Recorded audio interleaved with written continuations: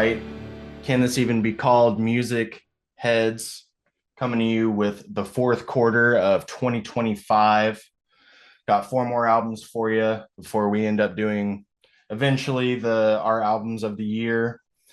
Got Webmaster Jeff, Shredder Matt, also Shredder Dave. I mean, in my mind, everyone's a shredder, just shredding on different things. This episode, we're talking about, well, would everyone like to just say which album you've picked? Jeff, which album have you picked? I picked Spock's Beard, the Archaeoptimist. Matt, what have you picked? I'm going with Agriculture's The Spiritual Sound. And Dave, what have you got?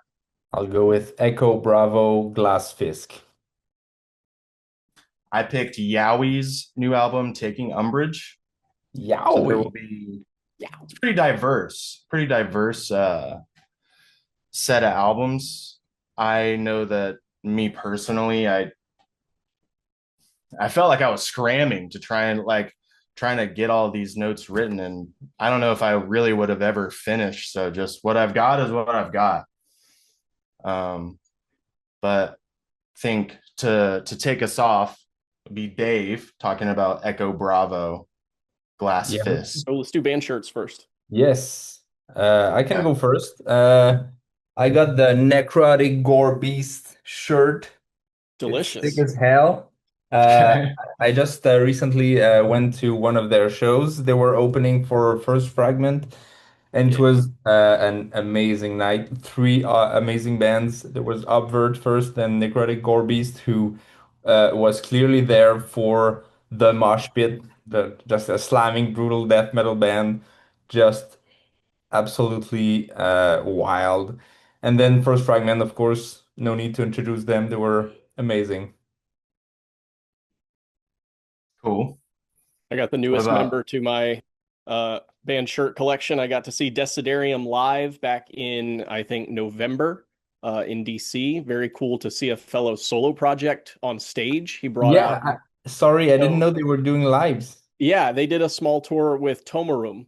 That's amazing. So also fantastic. Great band. How did it work? Was he just himself on stage, or? No, he brought out a band. He had a drummer that covered one of his songs on YouTube, and he contacted the guy and was like, "You're great. You want to play for me live?"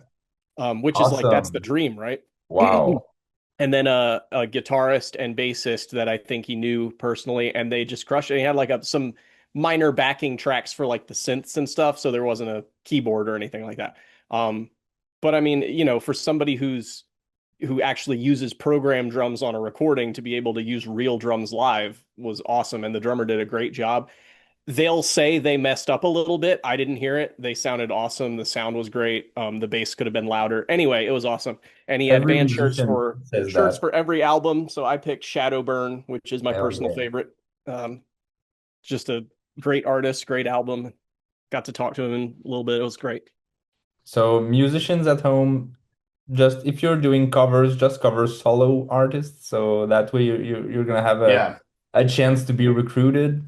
Yeah. Get yourself out there. It's a good strategy. I'm wearing a Scorched Moon hoodie. My friend Trapper's band has a nice design on the back. You can see that? Hell yeah. Okay. Is that a B-52 bomber? I think it's just regular pullover hoodie.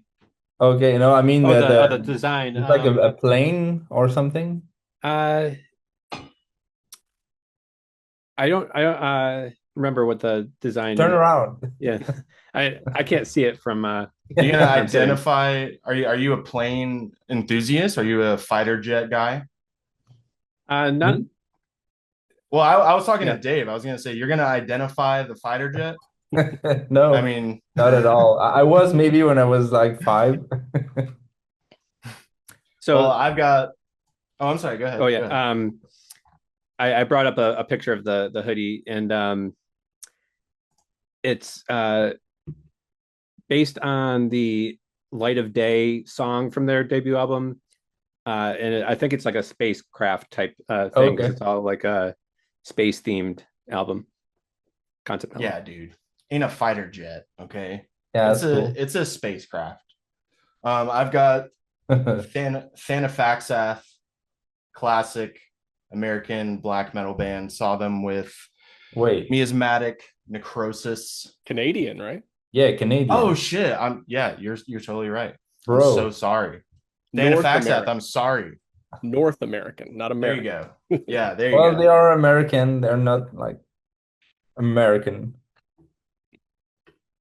But yeah, rocking the Thanafaxath, 10,000 years of failure is what it says on the back. Um, You know I don't what? know if that So I'm maybe sorry. that num Go ahead. maybe that number is arbitrary. I don't know. Just but it's 10,000 years of failure. So But well, yeah, I that's saw cool. them live and it sounded awful. I'm gonna say. Really? Yeah, it feels like the bass player played on a like a broken amp. You know that kind of a broken amp sound? Broken like a not a speaker, yeah. Hmm. So it sounded awful because of that. But other than that, they're great. I love their albums, but seeing them live, I was like, what the hell? What is that sound? I saw them live once, and before they went on stage in the full black robe gear, the guitarist and singer was walking around in like a pink Sailor Moon t-shirt or something like that. I was like, okay, respect. Yeah. They're very sweet people. And then they Yeah. go on and I mean, I get it, it's part of the image. I won't go on my rant that I always go on, but there when I've seen them, it sounded good. I'm sorry that your experience was bad, Dave. Yeah, I don't know. Maybe it was just that night or the equipment they had or something. I don't know. But yeah, it sounded bad. I didn't stay for the whole set because I was just, that sound was so piercing and just so, I don't know, grating. Hmm. Anyway, I still love the band, so great band. All Good right. man. I'll go ahead and introduce you to Echo Bravo, the album Glasfisk. From what I can tell, it's the band's debut album. They're a band from Denmark, Copenhagen. Fun fact, I've been to Copenhagen like between two flights when I went to Europe last year, and there was a brutal death metal show that night, so I went to a random show in Copenhagen. It was pretty funny seeing Volvo Dynia and I think it was Ingested and maybe some other local band, I don't remember. Anyway, I didn't go and see Echo Bravo, but that is unfortunate because I found this album to be very good. Uh, and I decided to pick that album as my pick of the quarter because I have the same feeling while listening to this album as I had when I discovered Black Midi. Black Midi with their Damo Suzuki album. They were, I don't know the full story behind that. I think they were just like a backup, not a backup, but just a band made to be like it said in the album title. They're the sound carriers. It's like Damo Suzuki with sound carriers, Black Midi, but it's kind of like I don't know. It's a strange album, but it's amazing. And Black Midi went on to kind of explode in the music sphere with I think Schlagenheim. Great album. But yeah, I have the same kind of vibe from that. I don't know if it's because the two bands kind of sound similar, uh, but yeah, that's the vibe I got, and it's kind of like this band will blow up. But I'm just gonna put a I don't know, I've got the idiom in French, but put a bémol on it. and say that this band sings in Danish. So maybe that doesn't help their worldwide appeal. As with Black Midi, they sang in English, of course. But yeah, I liked it very much, and I'm eager to hear what you guys thought about that album. Someone other than me. My thoughts were pretty short. Someone other than me go first.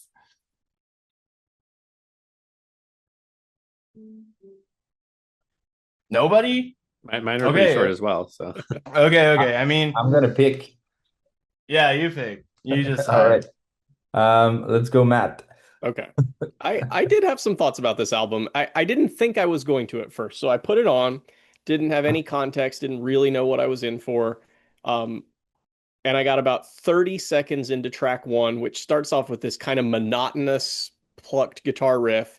And I was like, all right, I see where this is going. I know what this album's going to be already. I'm going to start writing my notes now. Has a lot of ideas, doesn't live up to its potential.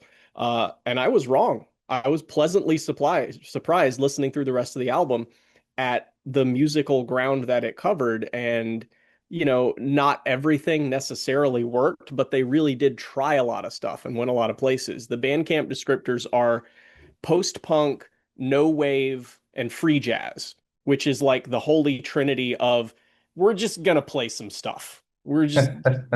Here's just some notes, some music, some drum hits, whatever. So it's like it's aggressively undefined almost in terms of music. But as I was listening through and I was chatting with Bishop on Discord as I was hearing it for the first time, I was like, it's really no wave. It's kind of like some wave. Like there's a little bit more structure to this than no wave. Some Wave got me so good. It's some wave, and Yeah. it's like it promises abstractness and chaos, but it is more reined in than that. It's catchy at times. It develops. It has this dissonant guitar layering with horns that sometimes the horns almost sound like they were recorded without the guitars being listened to. They're not necessarily talking to each other, but then other times they do. And what I like the most is when they go into kind of a Borin under Club of Gore noir jazz type stuff. They do that a little bit for like 30 seconds in track one. They do more of it in tracks three and maybe six. Um, I wrote down at one point, this is like if Swans made pop, if that means anything. I was Okay. like, or it's like the Hirsch effect on drugs, like weird stuff. Okay. But there was no like single thing I could compare it to. I'm not very familiar with Black MIDI, so that connection wasn't there for me. But I really liked this album. They did some stuff. There's some bass grooves that it's like, okay, I can get into this and I can kind of lose myself in what they're going for. And then there are other times where there are horn stabs and it wakes you up and you go, whoa, okay, what are they doing now? This is different. Um, and the only other note I had was that the album art has Big Mouth William Bass Esquire on it. Good album, good pick. Does. I think again, my notes are pretty minimal. I feel like there's a pattern that has happened with some of the episodes here where this is from my perspective, the pattern. Jeff will pick a prog album where I'm like, that was cool, but and like sometimes it'll make me think, damn, I really need to listen to more prog. But trying to go back through the catalog, I mean, let's say you started with like In the Court of the Crimson King, trying to get up to date, you're not going to get up to date. I mean, it would take so long to where it feels hard. So Jeff will pick a prog album that I think spare for one album that I thought was very bad. He'll pick something that I'm like, that was pretty good. But I like listening to Jeff. I like listening to you nerd out because you pick just sincere, nerdy things and you talk about them in a sincere, nerdy way. And it makes me like that album more. Dave picks something that sounds like this every, like so many times, where it's like rock or metal combined with jazz and like sometimes it's more successful than others. With this one, the only thing that it really reminded me of was so that first track. Um, I'll try. I mean, Ben Hus. Trying to pronounce the song titles is I will not be able to, but the first 30 seconds had me like really excited because I thought it was going to be more like a band called Yoink, which is they're from Brooklyn, I think. Um, where it's just like this odd sort of math rock-ish kind of slappy. Another band similar to this is called Unschooling. They're from France. They put out an album called New World Artifacts, where it's like a low gain punk Mhm. adjacent band. And then there's going to be some guy just yelling about, not really almost yelling, just kind of speaking loudly about something. That's almost kind of like what Black Midi is at times. Yeah. Um, but yeah, like reading the tags or their description on Bandcamp, post punk, free jazz, and no wave, I expected it to be a lot more of all of those things. It doesn't sound free to me. Yeah, And it doesn't to me either, you know. yeah, like it doesn't sound improvised at all. Some wave, I think, is Yeah. an amazing description of it. Um, so I really didn't find it offensive, and I didn't find it necessarily boring either. There was one song where the horns almost sound like they were playing a guitar riff, and I thought that was interesting. But it just it felt kind of middle of the road. It didn't get truly abrasive. It didn't feel totally improvised. I wouldn't have described it as no wave, but I still didn't dislike it. Hmm. It just felt like it didn't go as far or as extreme in any one direction as their bio would have led me to believe that they would. And so I always end up with your pick specifically.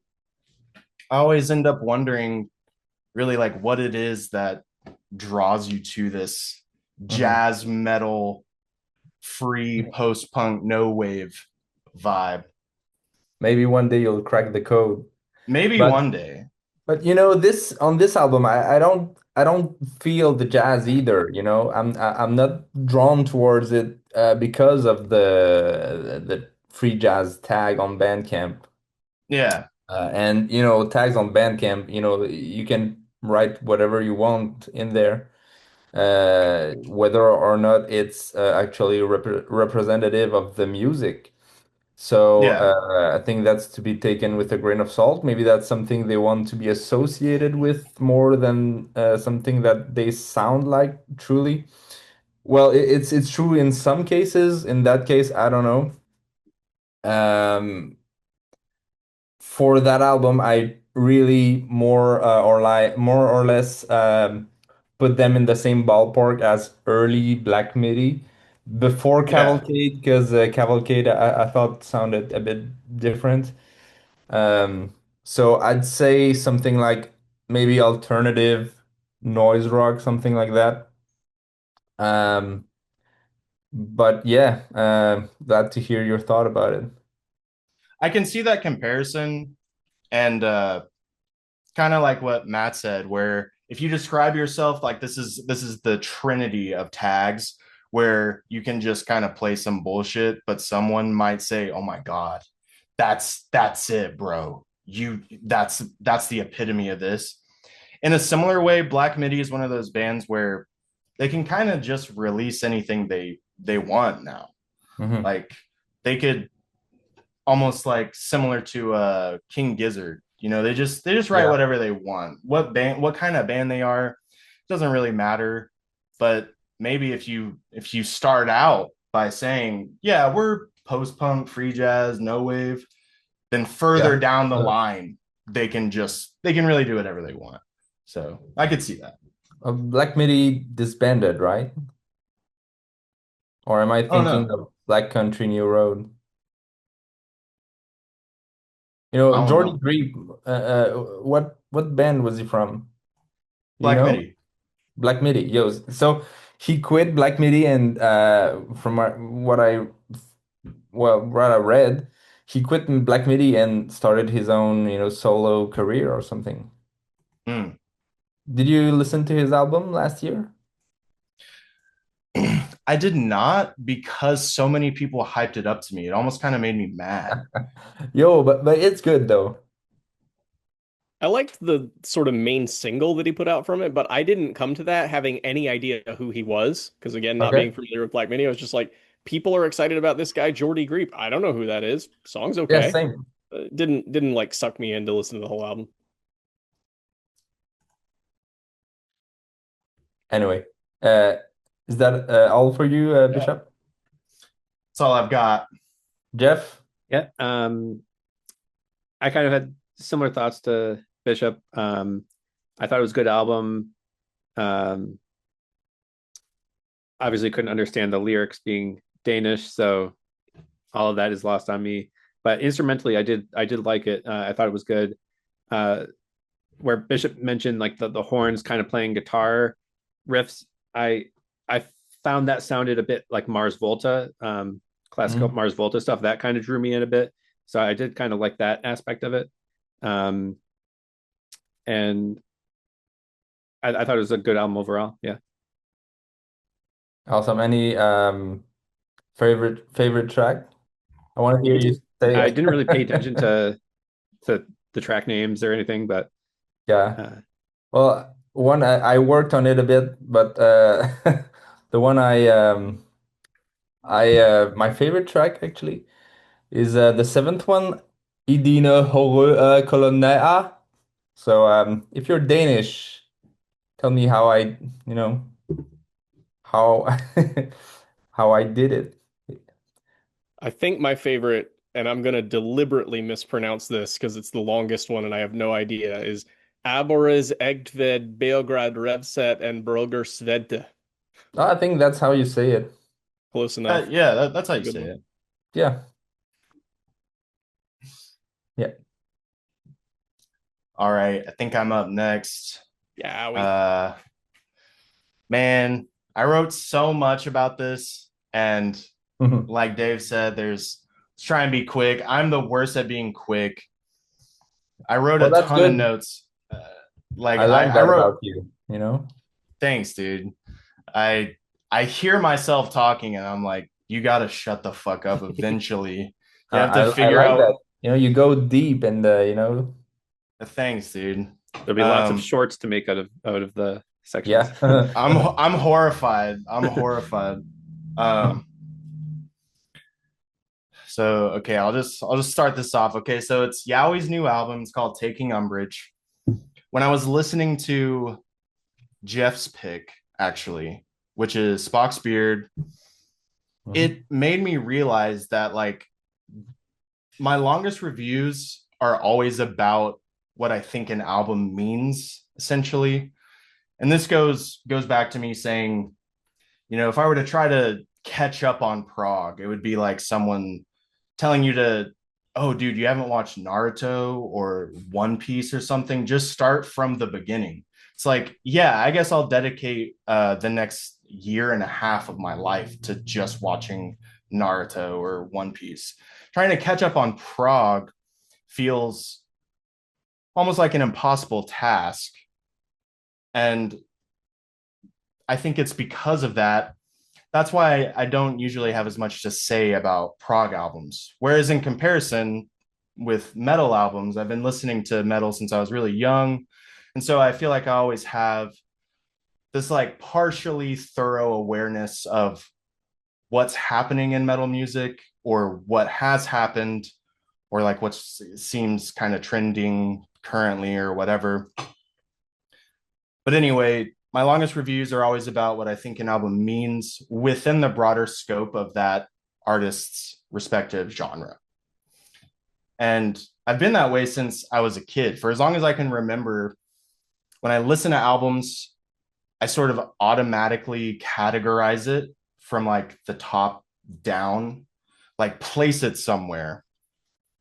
I could actually kind of see this being a symptom of watching a ton of like heaviest fucking top 10 heaviest breakdowns of all time on YouTube as a kid. And so the idea of there being like one band that's better or like heavier or better at something than another band, that kind of makes making music out to be a competition. And as a kid using like a shitty computer, I definitely spent a ton of time trying to figure out who I personally thought was the heaviest band. But over time, it kind of became more than that. It's like, okay, well, if there's a heaviest band, then there must be a, I don't know, scariest band or the saddest song or something. The Who's lightest band. the what? The lightest band. Who's the softest? Mhm. I don't think I didn't watch top 10 softest breakdowns or anything. Not that I remember, but That would be an incredible video. The softest breakdowns of all time.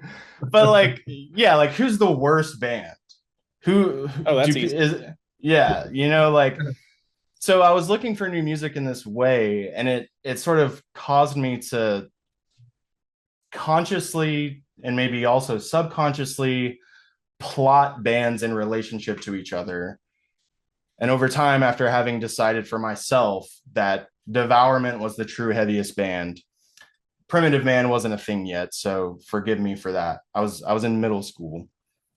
Uh, it's basically like each new album I listen to gets added to this web or constellation of like every album I've ever listened to. Do you have that just in your mind, or is it like a spreadsheet or something? It's not a spreadsheet, and it like I say that, and I don't want to make it seem like I'm consciously like I'm visualizing something. It's more just everything, like every band will at least remind me of something else, you know? And I do still think that Devourment, except for Primitive Man, let's be clear here. Primitive Man's just somewhere else. Devourment, I still think is like the heaviest band of all time. And so I kind of like work backwards from that in a way. And but no, it's not a spreadsheet. It's kind of it feels automatic just in my mind. And an example of that is in the first quarter of of 2025, Matt picked Desiderium's Keys to the Palace. And so this is just an example basically of like the way that I'm categorizing bands automatically. And I say this partially because it's weird to me that other people don't do this. I kind of for a long time I just assumed if you listen to a new album, you kind of mentally place it like, oh, that's my favorite, or wow, that sucks ass, or like that was kind of good, but not really. But not everyone does that. And I think I do something maybe more, so I don't know, I want to say autistic about it, but like when I listened to Keys to the Palace, which was awesome, the way I categorized it kind of was like, okay, this is one of those new wave modern death metal bands with the cool album art that looks like it's hand painted. It reminds me of Tomb Mold, Blood Incantation, and Worm. That's before I've even listened to anything. Like that's building my expectation. And so Wow. I listened to it, and the production is polished. Someone had a budget that was more than $0. Okay. And then the first song, I'm like, what the fuck? We have piano already. Now we got harp. Well, okay, we got clean vocals. Is it gonna ruin the album? No, actually, it's super good. The clean vocals are super good. The singing is confident. Now we got piano again. And so I compared it to Artificial Brain, their 2022 self-titled record, Wormhole's 2023 Almost Human. And those are two albums that, despite being brutal technical death metal, they're extremely beautiful. So what ultimately happened, like where that album lives in my mind now, is it's a prime example of Matt core, of Matt's style, stuff that he likes. So is it the heaviest album that I've ever heard? it's not that, but it may be the greatest happy technical death metal album with fantasy themes, incorporating clean singing and classical instrumentation, as far as I know. It's a very That's what niche it is. category. Yeah, it's extremely niche, but their Desiderium is at the top of that tiny niche. And so all of that is just kind of to give some context for why Yowie is so important to me, because Yowie has a really special place in this like web of all the music I've ever heard and what they mean to me in comparison to other bands. The mission statement essentially of Yowie, if you've not heard them, it's what I call like old man math rock. There's a difference between bands that were on Skin Graft, you know, for Yowie's been a band since the year 2000. And by the time that Yowie had put out their first record, Crypto-oology, that was in 2004. So, like, rhythm above all else had already long been established in certain like heavy music circles. Progressive metal had already like mutated, and kind of one of those mutations was groove metal. In 2004, math rock had already mutated into mathcore, and there were a ton of albums that contributed to Yowie being a thing by the time it was almost 2005. But just some history very quickly. A fraction of those albums, Slint, a lot of people consider them math rock. Retrospectively, I guess Slint put Wonderland out in 1991. Dazzling Killman released Dig Out the Switch in 1992. In 1995, Don Caballero 2 and Meshuggah's Destroy, Erase, Improve came out. Hell yeah. The next year, Sepultura released Roots. In 1998, Colossomite released Economy of Motion. The first American football album came out in 1999, and Calculating Infinity also came out in 1999. So there was a huge precedent for Yowie to exist. But my argument is essentially that whether they realize it or not, Yowie has. Let me start over here. The mission statement of Yowie predates myriad bands who, whether they realize it or not, owe Yowie their fealty. And yet they've outlived countless math rock, mathcore, tech grind, gent bands who were born and died within the band's 26-year lifespan. And I know that's a wild claim, but I really mean that. And part of the reason why is that really specific niche that they've held on to for almost 3 decades now. What do I essentially mean by old man math rock?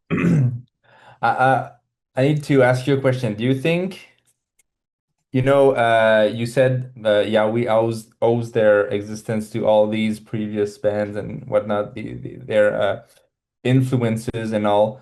Do you think Yowie had or has a substantial influence on modern bands or other bands? So yeah, that's what I was just saying is Yowie has predated a ton of bands. They formed in 2000. Their first album came out in October of 2004, Crypto-oology. By 2004, I mean, we already had like the 2000s tech grind. Like we had the Great Redneck Hope and, Psyopus and shit like that. But I still think that they kind of have that your favorite comic's favorite comic vibe about them. They're your favorite math rock band's favorite math rock band. But they're still not as popular as as a ton of bands that really kind of owe them some kind of thank you, even though it still took a ton of albums and a ton of bands to just create the groundwork so that Yowie could exist in the first place. But does that sort of answer your question? No. Would you maybe say a few bands that you think have a great influence from Yowie? Because Yowie, I think they have such a unique sound, and they have custom kind of bass guitar hybrid stuff, and they're very idiosyncratic. You listen to them and oh yeah, that's Yowie, and nothing else comes close. So I'm wondering, what bands do you think sound close or sound like they take inspiration from them? Bands that sound close to Yowie, that's that's the special thing about them, is that Mhm. I really don't know of other bands that sound kind of similar to them. If there were one, I don't know if they were truly like the guitarist, like if Spencer from Hella listened to Yowie. I don't know that. Do I know if like Tara Mellos listened to Yowie? Uh, I forget that dude's name. I don't know that, of course, but trying to think of bands that sound like them, that's really tough. Maybe like you released that Doom Shrugs album. That might be one of the closest kind of things. Um, We maybe do have some even of them. maybe Lightning Bolt too. Like bands that were also on. Dude, that's sick as hell. I'll save that for later, but I gotta buy one of those. Yeah, But I'll send like, you one. yeah, always on Skin Graft, and Skin Graft Records puts out some of the most abrasive and like hard to listen to albums in the first place. So trying to find something that sounds really exactly like Yowie, that's the special thing about them, is that it's hard to find that. But bands that inspired them, that's also, this was just my guess. I was kind of just describing some like math rock or technical albums that came out before Yowie. And then since then, so much has happened in that realm of technical music. Like a ton of bands have come and died, whereas Yowie still exists and Mhm. put out their record Taking Umbrage last year. That is, in my opinion, their most incomprehensible album that they've ever put out, like holistically. Um, does that better answer the question? Yeah, Like, do I think that Car Bomb has listened to Yowie? Maybe they have because they're huge nerds. But this delineation, let me describe here the yeah. difference between old man math rock and what is like math core or technical crap now. The difference is really just like gain, like how much distortion there is, or how much they want to be Meshuggah. I think Meshuggah Or really good. for the car bomb analogy, or I don't know, comparison, maybe it's like Greg listened to Yowie and was like, Holy shit, this sounds amazing. What if I played that but angrier?" Maybe that's the in my mind, or in your mind, that's the genesis for car bomb or something like that. To me, the genesis for Car Bomb is Meshuggah.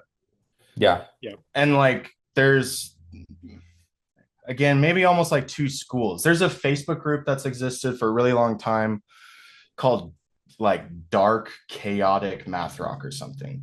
Yowie is the epitome of that Facebook Mhm. group. And maybe their golden boy would be Hella's first record, Hold Your Horses. Um, but Yowie and Hella both are, they're not super high gain, down tuned metal bands. Yeah. That's what makes Yowie so interesting, is that they're able to write this hyper composed, hyper technical music without ever becoming what sounds to me like a metal band. And I find that But really special. I mean, what if you put screaming on Yahweh's music? The fact, but I they think that didn't. comes pretty close to mathcore. Well, Well, I yeah. mean, to jump in, like this is basically treading on the toes of my very small notes about this album, but my first impression was this sounds like Psyopus if the battery died in their distortion pedal. Yeah, yeah, I was just like, why isn't this heavier? Why aren't there vocals? What is this? And I'll explain sort of how I came around to it later. But yeah, that was my impression. I'm like, I get this is like the roots of something, but it's not the tree. It's just the roots. yeah. Hot take. And really, that's what makes Yowie so special to me. The fact that we've all listened to so much metal, like it's such a tiresome genre. It's so saturated. I can't speak for y'all, but again, like having grown up watching heavy as fucking the most whatever adjective bands, Yowie has been able to like remain at the top of this tiny niche of bands where it's extremely technical, but not in a brain drill way, not in a Psyopus way. There's no screaming. It doesn't make me feel angry. And I really appreciate that about their music is that, it's so easy to down tune and have like a 5150 or Ingle or whatever tone. And just chugs that's always cool. It'll always make you think like, yeah, I want to, backflip in the pit right now. Mhm. But that's a shortcut almost to getting that reaction out of someone to want to move like that. Whereas Yowie, this album has like zero gain breakdowns in it.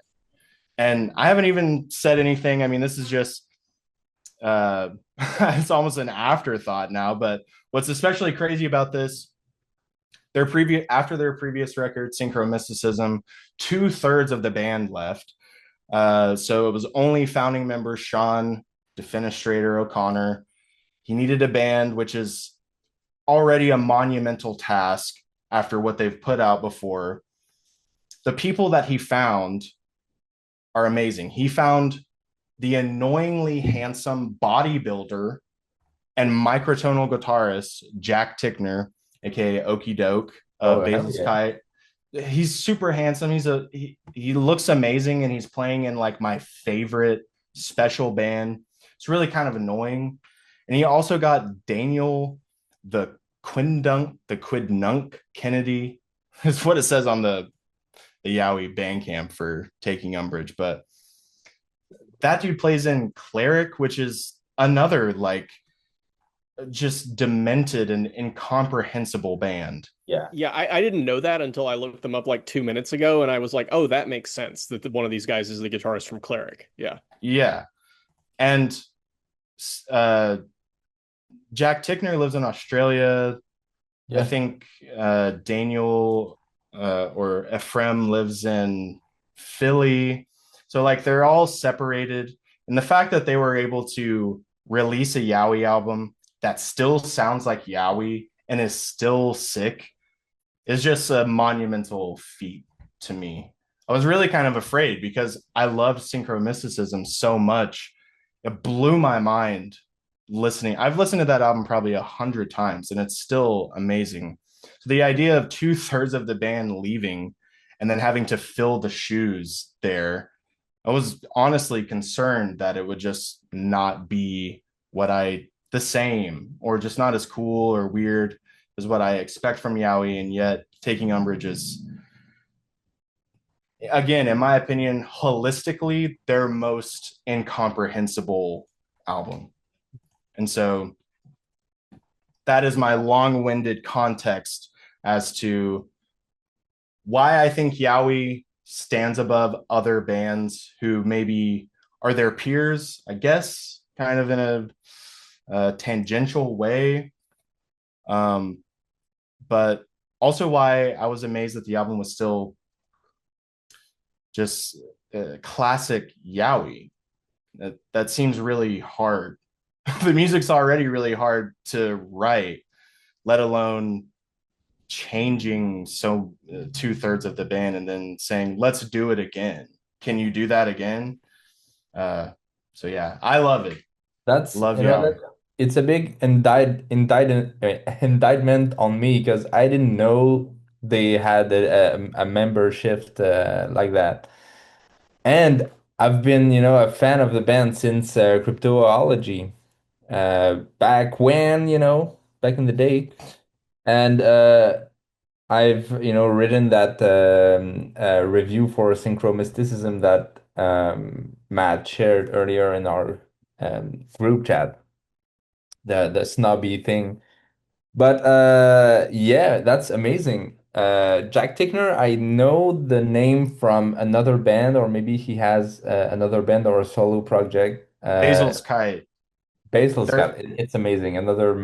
mathcore band. It's great. Uh, but man, that's crazy to think they. I don't know how it worked. If maybe the drummer, the founding member had compositions already for I them to actually pick up, I know or the answer to this, okay, actually. go ahead. So me and Matt both saw them play at Subterranean Dissonance Fest. Was that last year? Time isn't real. Was that last February year? 2 years ago, maybe. Maybe 2 years ago. Yeah. Yeah, Their drummer, Defenestrator, is like a really sweet, and he's willing to talk about the process of making their music really openly. And if my memory serves me, because there was such a huge distance between everyone, he recorded drums alone without the other members, just like just silent, just with a metronome, recorded all the drums of the songs alone. And then whenever Jack and Daniel were able to come and record, they recorded to him, which is even more crazy. That's absurd. but what about the writing process? Did they write their own part, or were they, pre-written? I Do you think they know? wrote. So in other interviews, they've talked about, like, of course, obviously they're an internet band. So there Yeah. will be an idea and someone will present an idea and then they'll just basically like practice the idea, evolve it into something else, or just base like, how can it be more yaoi? How can it be more insane? And it just, yeah, I think it was several iterations until a final product was actually finished, you know. Okay, well, that's crazy. But did the guitar bass hybrid that I mentioned earlier, is it still in the band, or it quit with the other band? Do you know? So there's still a three piece, and it still Yeah, kind of has that production where like guitar is on the left and bass is on the right. Um, but you and know what I and mean, right? I don't know if Daniel is playing the same kind of lightning bolt, some guitar strings, some bass strings. I think Yeah. he I just mean, played like a six-string bass. it's interesting. I Okay. mean, neither of them are credited with bass on the Bandcamp. I don't know if that's Oh, meaningful maybe or not. he's It playing says like an guitar. H string or something. Well, I'm looking at the a live shoot right now, and they're both, using guitars. One looks like a six string, and the other one, I don't have a good look at it, but It's got to be an extended range guitar. or maybe a baritone. Yeah, Oh it's yeah, got to be something like that. it's extended range. It's got a wide neck. Yeah. Maybe a seven string. It's hard to tell. But I mean, who Anyway, better still, yeah, like you said, who better than the fucking guitarist of Cleric? yeah, That's a exactly. match made in heaven. It's amazing. That's crazy. It's crazy. And final thing, if you didn't know this, so the person who played guitar on Synchro Mysticism and their EP before that, Damning with Faint Praise, his name is Christopher Troll. He left Yowie and create. He's has a different project called Terms, where it's Oh just yeah. Christopher and the drummer of Luchatistas, if that's what they're called. Um,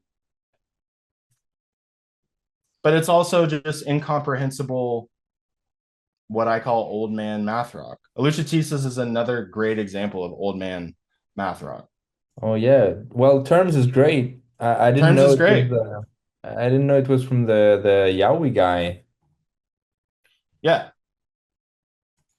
So I'll shut up now. Like I said, I there's no way to be succinct about this band that's so meaningful to me. I feel like I could have just kept writing. I wrote notes until we started. And I wrote even more notes about Matt's picks, so that's a different thing. But yeah, what did you guys think about Yowie? Is it good?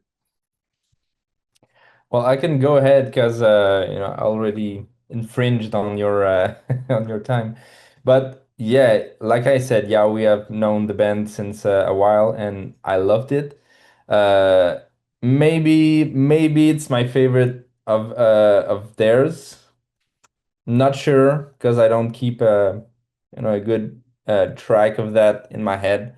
But it's got to be close with Synchro Mysticism, right? And Yeah. they're split with Pilicoid, of course. This is just because Pilicoid is amazing too. Yeah. But but yeah, it's an amazing band. Go listen to Yowie and have your brain melted because they're doing they're doing music that nobody else does or can do. It's just wild. It's just the fundamentally math rock, but like the math is in there. It's not like the twinkly emo stuff or something like that, which I call tap rock to differentiate it from math rock. But if it's math rock, Invalids. I'm sorry, invalids, yeah, Invalids. exactly. They're classic tap rock. Exactly. They're great. I love invalids, but it's not math. Anyway, I don't have much to say because I just, I think you've said it all, and I'm just, this is good. This is great stuff.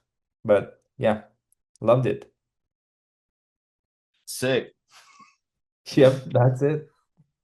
I'll go next. I haven't listened to too much math rock, although I have heard some hella, mainly their Church Gone Wild through Tripper, those albums. And I like my favorite of theirs is There's No 666 in Outer Space. Yeah, Classic. I love that album. Bass A lot dancer. more vocal Yeah. and a lot more structure than something like Yowie. Um, it's definitely like hard to wrap your head around, hyper composed, like very like it's like at 100% the entire time. There's no like breaks or anything. Yeah. So it is a very complex, condensed piece of work. But I did find it to be a pretty good album. And back to what David was saying about the twinkly math rock. A band I checked out in November, Stereosity, with their debut album. That's much more that um, tappy math rock, which is completely opposite of this, but it's also considered math rock. And I almost picked that album over Spock's Beer, but I have a lot more to say about Spock's Beer and a lot more history with them, so I chose that. But I did like this album, and I need to go back and listen to the other ones, especially the one that Dave reviewed. And I actually did listen to like a few seconds of that before we started the podcast, just to get a little familiar with that. But yeah, I have a lot of the back catalog to listen to. Yeah, I didn't have a history with this stuff either. It was a band I was aware of because probably of Dave and singing their praises for years. But this is the kind of music that tends to just bounce off me. And it's for reasons that were talking about earlier, where it's like, well, why isn't this more than what it is? Why is it just these two very stark, gainless guitars and drums and no variation, no instrumental complexity, no vocals. What's the point of this? And I'm not saying there isn't one. I'm just saying that based on my listening experiences, it's not the kind of thing that immediately reads to me as like, yeah, okay, I get what they're doing here. And for that reason, like it was hard for me to appreciate this in the same way that, you know, Dave and Bishop are able to. And what I figured out as I was listening through it and being like, why is this hitting me differently than all this stuff is like there's two approaches to complexity. The prog approach, the Spock's Beard and their ilk approach, which we'll talk about next, is to break down the walls and go, how expansive can we make our sound? What instruments can we bring in? What influences can we bring in? What fancy production techniques can we use? How long can we make these songs? It's limitless complexity. It's how can we expand further? And Yowie is compressed. It's prog in a phone booth. It's we have two guitars, amps with no effects, and drums. What is the most complex thing we can do now? And they do it. They sure do. Like this is wildly complex music. There's a fine line between hyper composed and not composed at all.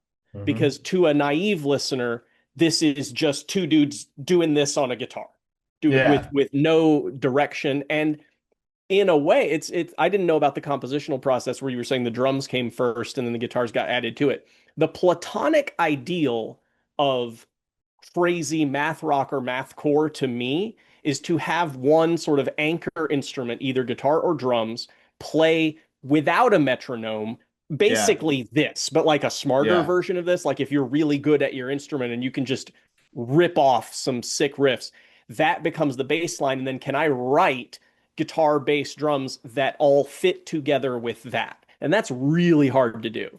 But that's a totally different approach than like, I'm going to write this out in Guitar Pro, like meticulously so that everybody knows every note, or let's get a bunch of dudes together and just jam. Nobody compose anything. This is like the middle of that. It's like, let's have one instrument be the defining factor. So I guess here that was the drums. And so there are times where if I'm listening casually, the guitars are just nonsense to me. But I know they're not. Intellectually, I know that this is very meticulously composed, and it would take me a few more listens to really appreciate that. And knowing again that there's cleric roots and Jack Tickner I have minor knowledge of. I certainly could give this a couple more listens and get a deeper appreciation of it, but it doesn't grab me the same way that like even mediocre prog grabs me, because that's what my brain is accustomed to. I want that big expansive sound. And so when I get just this, I go, that's it? Okay, like this is cool, but I don't know, I want more. So like I had a give and take with this album. You know, like I really appreciate what it is, but what it is maybe not quite for me. Yeah, I had the same kind of thoughts as that. I like the prog in a phone booth. Me too. It's cool. That's a good way of putting it, because I'm like one of the special things about prog and why we have a shared love for a single band, which is the Mars Volta. And like what the Mars Volta is able to do with being maximal, they can include a lot more. Like what the Mars Volta does with as maximal music, there are far fewer restraints than a three-piece like Yowie. Something that you said reminded me, I forgot to take notes of it, but now Professor Calder Hannon, his YouTube channel, Metal Music Theory, one of his most recent videos is an analysis of an Immortal Bird song. And in that video, he talks about how from like an academic approach, in the eyes of like, I don't know, other teachers or an academic idea of if you're going to have really complex music, that it's better to try and make those complexities very smooth or like invisible in a way to where it shouldn't be jarring to the listener. And he's analyzing some riffs of an Immortal Bird song that have all these like weird time signature and tempo changes, but they almost go completely under your radar, even if you're paying full attention. Whereas with Yowie, it's the complete opposite. And that's just something that I like about it, where I've probably listened to the full album probably between 10 times. I still don't feel like I don't know where certain parts are beginning and ending. It's so in a vacuum or in a phone booth, like you said, parts like fluid. And there's not a lot of footholds. There's never a moment where they like break into a groove and you're like, oh, okay, this is like this. No, it's just this. See, that's the thing is like, I know it's in there because it's on Damning with Faint Praise and Synchromysticism, but Synchromysticism I've listened to probably 100 times, but I don't know how many times it would take listening to Taking Umbrage to realize where those bits are.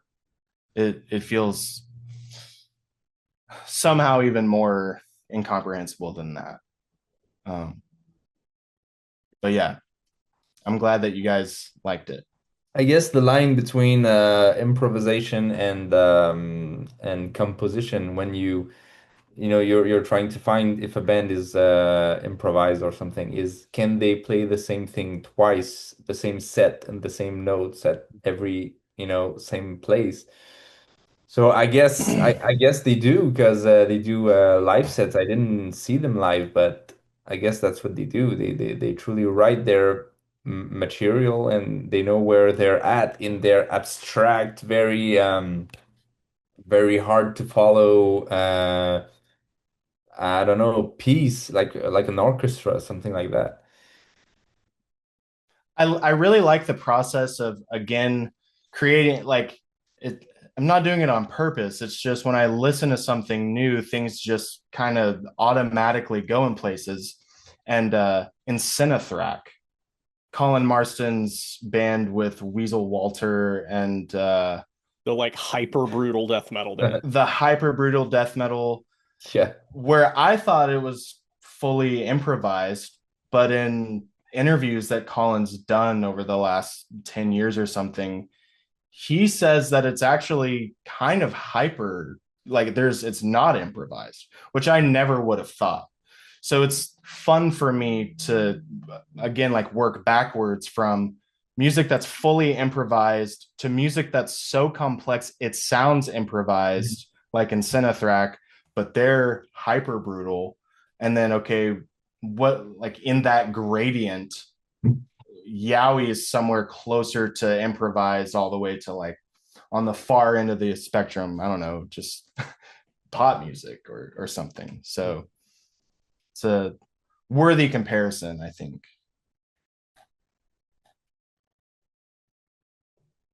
I'm done. I'm shutting up for now. All right. Agriculture, right? We're going Jeff next. Oh, and Spock's Beard next. Oh, okay. Yeah. So I first got into Spock's Beard probably early 2000s, around the time Neil Morris left. And I discovered them around the same time as Dream Theater and other prog bands and stuff like that. So I've been a fan of them for a while. Really like the Neil era albums, but I even like a few of the Nick DiVirgilio albums. The self-titled and X are a couple of my favorites. But their last few in the Ted Leonard era haven't been as good. But this new album, since Ryo Okamoto, the keyboardist, wrote most of it, it harkens back to that classic Spock Spear sound, and I found it to be kind of a nice return to that sound.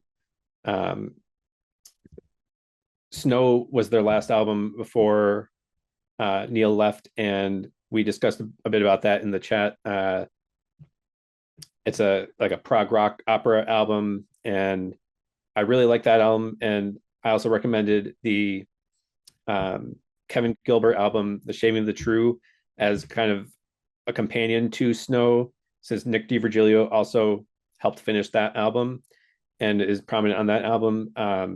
That's definitely one to listen to if you're a fan of Snow. But back to this album, The Archaeoptimist. Uh, I really enjoyed this album. Uh, it really ticked all the Spock's Beard classic Spock's Beard boxes for me. It's got a nice epic long song, uh, lots of cool solos. My favorite track on the album is probably Saint Jerome in the Wilderness, which it has probably the most classic Spock's Beard sound of the album. Um, and the rest of the songs do too, but that one just really solidified it for me. And the 20-minute epic title track is also a favorite of mine. It just has like so many different parts to it. And I really enjoyed the album, so interested to hear your opinions. Want me to go? I got thoughts. Sure. Yeah, I think I have a similar history with Spock's Beard. I don't remember exactly when I got into him, but it was with Snow, the first album that I checked out, and I love that. And in a while back on a Reddit thread, I tried to make parallels between like 70s prog bands and modern prog bands, and the Spock's Beard to Genesis comparison is perfect because you have the first era, and then the lead singer leaves to do solo stuff, and somebody did the drummer become the new vocalist? Did Nick Virgilio become the vocalist for a while? Nick Yeah. DiVirgilio. So that's the Phil Collins. Yeah, so the Yep. drummer of the band becomes the vocalist, and then they continue doing stuff while the old vocalist goes and does other stuff. Yep. And musically, they're sort of similar too. I haven't listened to, I don't know if I've listened to any Spock's Beard album since Snow all the way through. I've checked them out, and they were like, okay, this is sort of like that B tier prog that's like, this is fine, but it's probably not going to stick with me. Yeah, the first two Nick albums were kind of that. I didn't like those as much, but once they released their self-titled, that's kind of where Nick found his voice, really. And then I was sad to see him leave after X. And Ted is probably my least favorite of the Spock's Beard vocalists. Not that he's bad, but just he doesn't have as much impact as the ones before him, I'd say. Yeah, I mean, talking about how, you know, Rio kind of brought back the old Spock's Beard sound multiple times throughout this album, I was like, are we sure Neil left the band? Because I can still hear him in here. You know, it's funny to say that like his DNA is still in the band, which is literally true because Alan Morse is still in the band. So, you know. And Alan actually wrote a couple of the songs, or co-wrote the lyrics on a couple of the songs. Yeah. I agree with you that Saint Jerome in the Wilderness was the one that stood out to me as my favorite. I like the piano breakdown in the middle, and that goes into a heavier part, sick guitar solo. Yeah, maybe that's one of the softest breakdowns then. Yeah, maybe. A couple of the songs have like a nice 7/4 groove, just sort of like this is what prog is, even when it's not being hyper complex, it's just grooving along in 7, you know. Rio's synth work and keyboard work is awesome throughout. The Archaeoptimist, the title track, which is 20 minutes long, it's good. It's maybe not 20 minutes worth of good. There's a good psychedelic synth solo somewhere in there. And then they get to like the second half of the song, and they start singing about that's my girl, she's the optimist. Now she thinks she's an archaeologist. And I was like, when you make a portmanteau, you're not supposed to like be so explicit about the fodder of the portmanteau. Like, you don't need to do that. That's just like, that's so cool. They're not gonna get it. They won't understand. They spelled it out very explicitly, and I was like, oh, all right, we're doing that. Okay, that's fine. But it does build up to this nice climactic ending, and I was like, this is prog. Why isn't the 20-minute song the album closer? And it's because the album closer is Next Step, and you listen to that, and it's like, oh yeah, that really works. And I love one little thing they do in that. Before I get to that, it starts off with piano solo, which immediately brings to mind Genesis's Timetable. They're very similar. It's more complex, the Spock's Beard one, than Timetable is, but it's melodically kind of similar. And Genesis did that too on songs like Firth of Fifth. They would do a little piano intro before the full song got going. So Rio is kind of paying respect to the masters there. And then in the, you could call it chorus of that song, there's this line, taking the next step.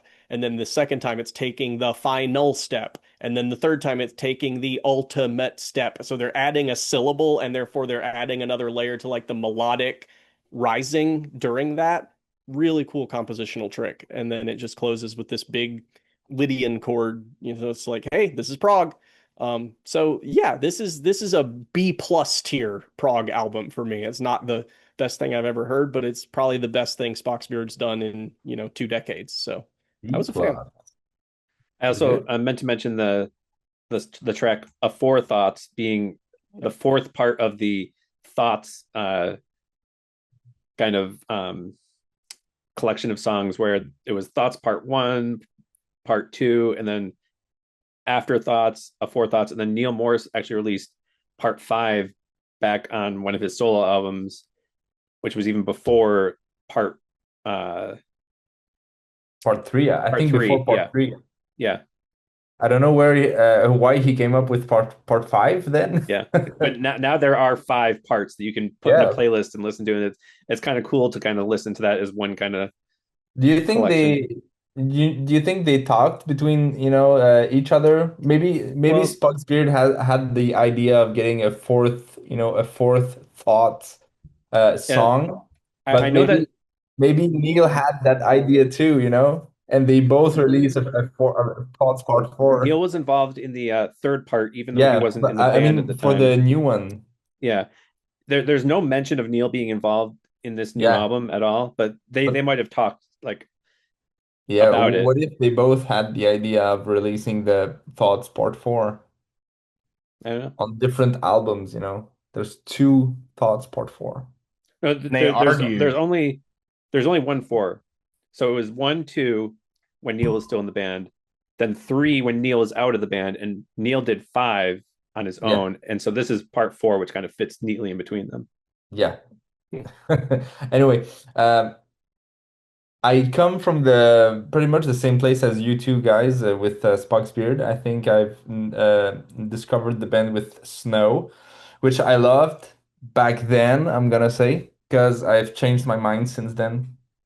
There's some of these classic albums that you revisit and you're like, that's not how I remember it. Because there are still great songs on Snow, don't get me wrong. I love the Wind at My Back, at the first and the second one. But there's a lot of I feel filler tracks and a lot of also non-prog tracks, definitely. And that's why I've come around to say no, prog is not a good prog album. It's more like a rock opera more Yeah. than a a prog rock, a true progressive rock album that has like a long song and time signature changes and complex song structures and all of that. This has pretty much none of that, except maybe a few examples here and there. Anyway, that's why I'm a pariah between you guys. I'm the one who who turned my back. Mm. But that being said, when Neil left and started his own career, and Nick went on, well, took the reins as a singer. I didn't like that very much at first, but the album X is now, I think, maybe my second favorite Spock Spirit album, with V or Five being the top one in my mind. And this new one, the Archaeoptimist, maybe comes third or close, maybe in the top five. I haven't done the ranking just yet, but it's pretty good. It's very good, and I think this is all maybe or mostly thanks to Ryo Okamoto, because he's released this year or last year actually, the Myth of the Mostrophus album, which is another great prog rock album. I don't remember if it's instrumental or if it's got a singer. Do you know, Jeff or Matt? I did listen to that, and I'm pretty sure, yeah, it did have vocals on it. Yeah. I forget who was on that album though. Let me look that up. Anyway, it's Yeah. a statement on how, great of a composer and synth player too he is. That because I think maybe Jeff said that, but I think he's the main composer of the Archaeoptimist. Is that Yeah, right? so the Yeah. composing duties were between Rio and let's see, and Michael Whiteman also was co-written the co-writer of all the tracks, and then Okay. various members of the bands wrote the lyrics. So Alan Morris wrote the lyrics for the first two songs. Michael Whitman wrote a couple of lyrics. Ted Leonard wrote a couple of lyrics. So, um, but the composing duties was Rio and Michael Whitman. And yeah, that's a statement because I'm not a big fan of Ted Leonard either. Not being a not been I'm sorry, I've not been a great fan of what's his first album, Brief Nocturnes, and then the other one I don't remember, Noise Floor. Was there Noise another Floor was the one latest with one them? before this one, and then there was the Oblivion Particle was in Yeah, between. like they all blurred together in my mind. They're just one the same. Maybe Matt said B plus for this one. Maybe those are B minus or C tier prog. In my mind, they don't fly very high. But this album is very good. I'm glad they stepped it up this time, and I hope maybe Ted Leonard will leave and we'll have a new era for Spockbeard. I don't know, but if they keep on track with that level of composition and playing, well, I don't mind, I don't mind him being in Spock's Beard and staying in the singer, and I'm looking forward to their new album too. So as always, I'm just gonna say, I guess this is just my tagline now. I'm not a prog head. Okay, I'm not a prog head. Say Like the I said, thing. yeah, I'm not a prog head. I don't know the history of Prague, so I can't give this historical partial context for the whole album in my little mental web. And I had actually never even listened to Spock's Beard before. Um, my notes are pretty direct, but in order, I was like, okay, I really like the piano in Aforethoughts. I was like, this is awesome. And then my next thing that made my ears perk up, okay, there's a fucking insane synth solo in Saint Jerome in the Wilderness. It's insane. So And good. so I was like, who is playing synth in this band? And so you look it up, and like everyone else has said so far, it's Ryo Akumoto, and he's responsible for essentially all my favorite parts on the album.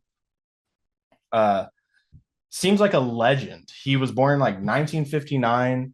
He has an album called Makin' Rock from 1980 with some hilarious art. He has an album called Solid Gold, also from 1980. He looks almost like Howard Stern or something. Just he looks like a hunk. He's like beautiful. I really need to check these out because I'm curious what's happening on these albums. Dude, Making Rock is exactly what a Japanese keyboardist in 1980 Yeah, is calling their album. yeah, for real. uh, so some of my notes are kind of just random, but old bands, like old guy bands, they love to have a website.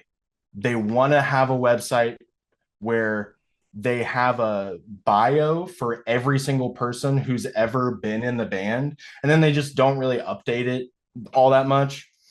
Um, the Madfish Music Bandcamp, which is where I was able to listen to Archaeoptimist, they misspelled the title of track two, calling it Electric Monk.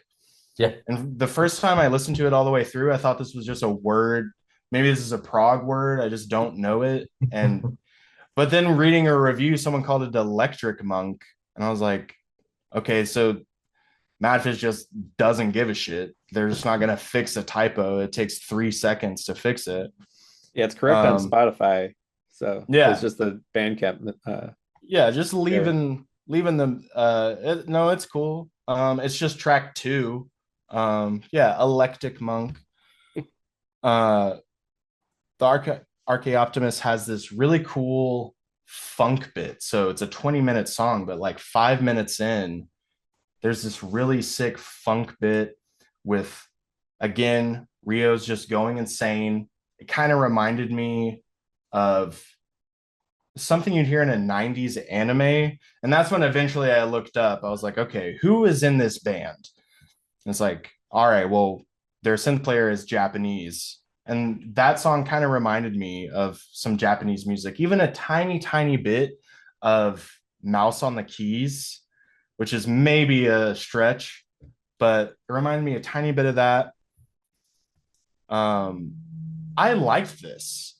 Maybe it's partially because I just feel like prog music should have some insane synth shredding, which is probably, an outdated thing about prog. I mean, the Mars Volta, there's not really any insane synth shredding, but there's still, in my heart, my favorite band of all time.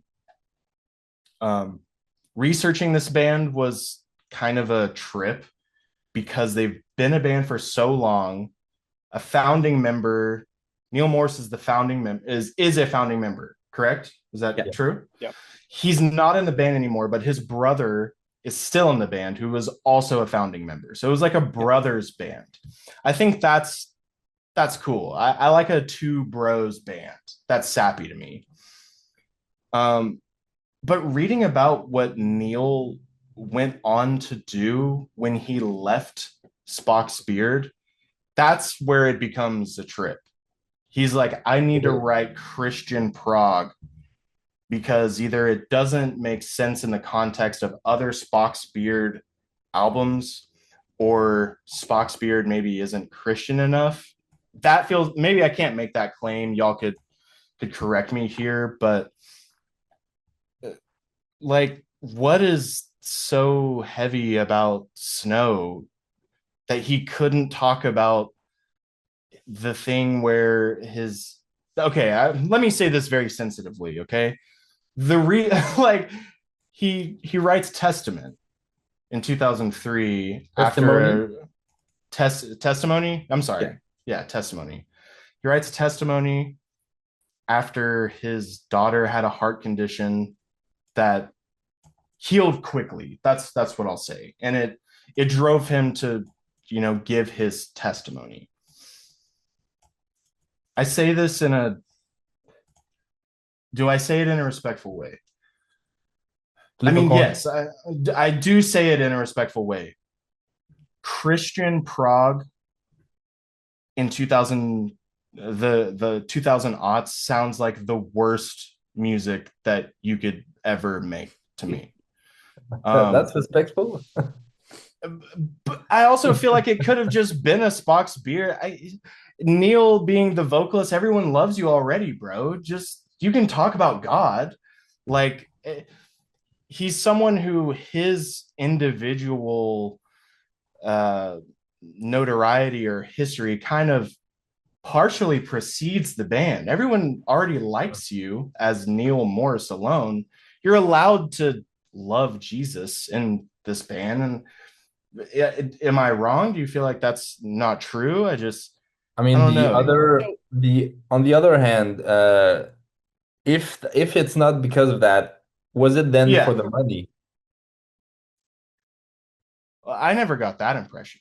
I, No, I I, didn't either. But listening to you, I'm like, maybe that's the point. Maybe he decided to quit because, he had this reason to offer, but he also had in mind that, he's always splitting with the other band members. Whereas if he's successful in a solo career, he's just like doing all for himself.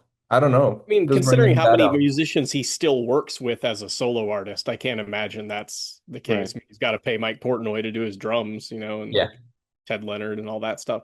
I think maybe, and I don't know Neil personally, although I'd like to. I think we'd have an awesome conversation. Neil Morse, come on the pod.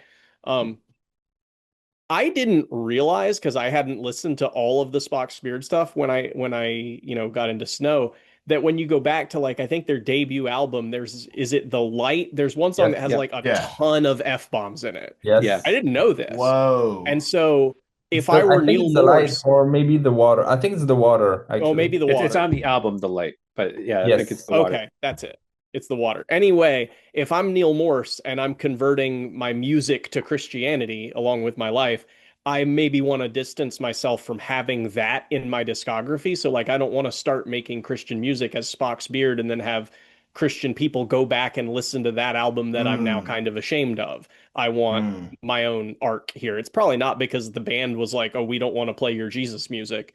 I mean, yeah. maybe, but I think it's more like Neil just wanted a fresh start for his own Yeah. musical arc. Because the thing about Snow and is also the thing about, Neil goes on to be part of Transatlantic and you listen to the Whirlwind and it gets to the end and you're dancing with Eternal Glory and it's like, oh, this is a Christian album too. And Snow kind of is too. It's got this Hmm. redemption arc and faith journey for the character. And it's not explicitly Christian, but the themes are there. So it's like he's dabbling in this stuff even before he makes it like his whole shtick as a solo artist. There's a comment. So I went back and listened to Snow because I really did enjoy the new Spock Spirit. And I was like, where does this fit with the rest of their music? Because people would say like this is like old Spock Spirit. So I was like, let's listen to that. What seems like everyone's kind of favorite or a fan favorite.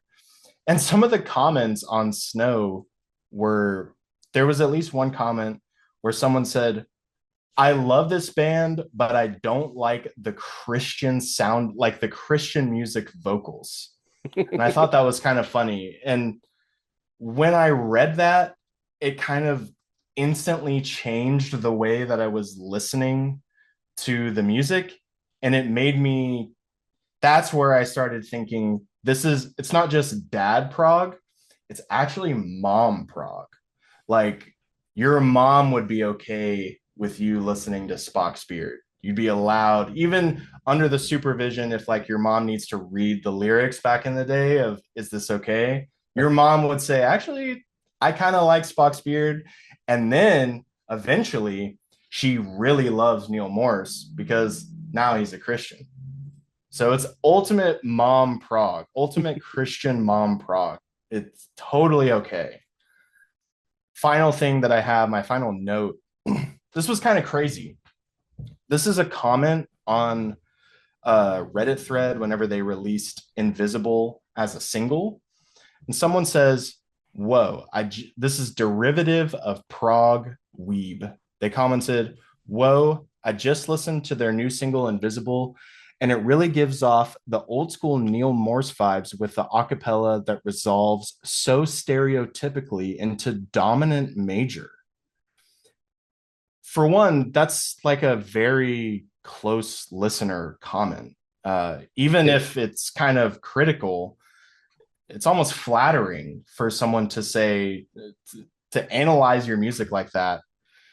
And I'm pretty sure more than once on this podcast, I've talked about this thing that old grunge bands like Soundgarden or Alice in Chains and shit, there's something about them melodically that turns me off all the time. And I feel like it's dominant major.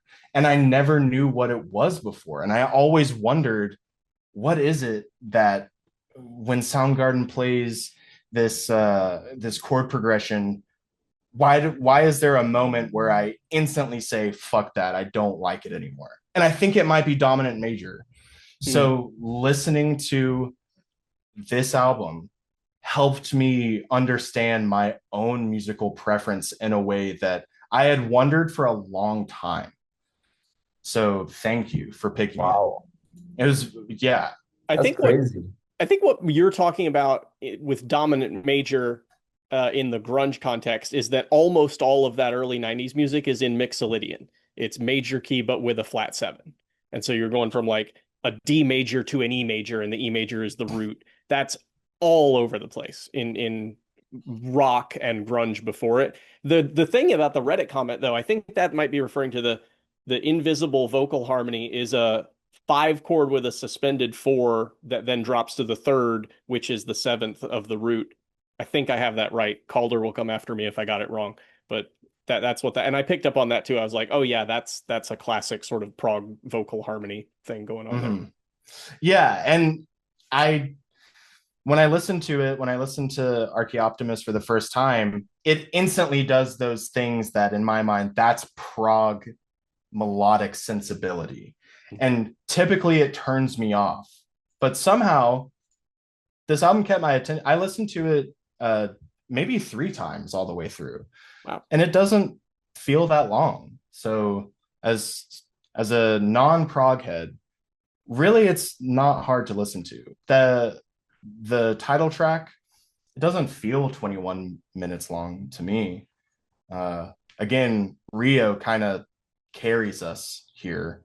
And like I said, gotta check out Making Rock and Solid Gold. But dude, I thought it was Even good. I haven't heard those. They were good. This album was good. You're becoming a prog head, Bishop. I dare you to pick Making Rock for the next classics episode we do. Yeah. If it's good, then I will. He looks amazing in the album art. For Solid Gold, where he's on the cover, like doing that. Yeah. So. But you didn't finish your Snow arc. What did you think of the album? So I listened to on YouTube. I think it's in 2 parts. Is it just a 2 CD album? Yes. Yeah. I listened to at least CD 1, and it's heavier for sure. There are bits where there are like heavy, almost breakdown parts, but I get why that person commented that it sounds like there's a Christian sort of sound to Neil's vocals. That's kind of a more like, it's hard to really pick out what it is that makes it sound Christian, I guess. And this is coming from someone who is kind of sympathetic towards like contemporary Christian music. I really don't mind it. Just because of his faith. Yeah, I think that comment is probably reading backwards with the lens of like knowing that that's what he is now. No. But I mean, there are clearly on Snow these Christian, maybe not archetypes, but it's a Christian story, themes, right? It's a story of finding God or something. Yeah. It does feel like preachy, but not in a negative way. Even Snow feels like someone giving a testimony. It's partially in the vocal delivery, but also maybe just his voice itself. But I liked Snow too. I understood why so many people feel like it's a classic album. Same with whatever the most popular Coheed and Cambria album is. I don't care about Coheed and Cambria. That's for another time. Good Apollo and Burning Star 4. Part 1. Is that the one with Welcome Home on it? Yeah. Yes. Shut up, bro. Welcome home. I hear it. I'm like, shut up. I don't care. But that's for a different time. Dissecting Coheed and Cambria, why they're the worst band. Really not the worst band. Glassjaw is kind of the worst band, but again, another time. AC/DC is the worst band. Coco Rosie is the worst music that's ever been made. Oh, and you mentioned earlier the heaviest band. The heaviest band is Meth Witch. Oh, different. Cool. That's different. Okay. So they make some of the most that dude makes some of the most furious music. Yeah. But music that is furious and music that's really heavy, there's a ton of overlap, but it's different. Well, I'll DM you about that. Yeah, let's keep that conversation going. That it for Spock's beard? But I mean, I just want to go back to that comment that analyze the harmony of the invisible track. I think that's really cool, and I'd love to be able to do that better because you know I know ish the theory about music and all of that. And harmonies maybe my weakness in music theory, but I'd love to do that. You know, functional harmony and stuff like that. I'd love to be able to listen to a song and say like, oh yeah, he switched from dominant major to whatever, you know?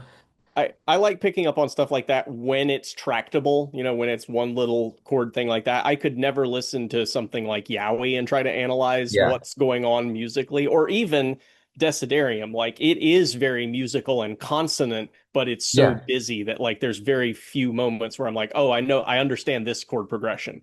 But yeah, it's fun to pick up But on when you can. y- I mean, it's like music theory is not like a manual on how to write music. Yes, It's maybe a tool to it's describe. descriptive.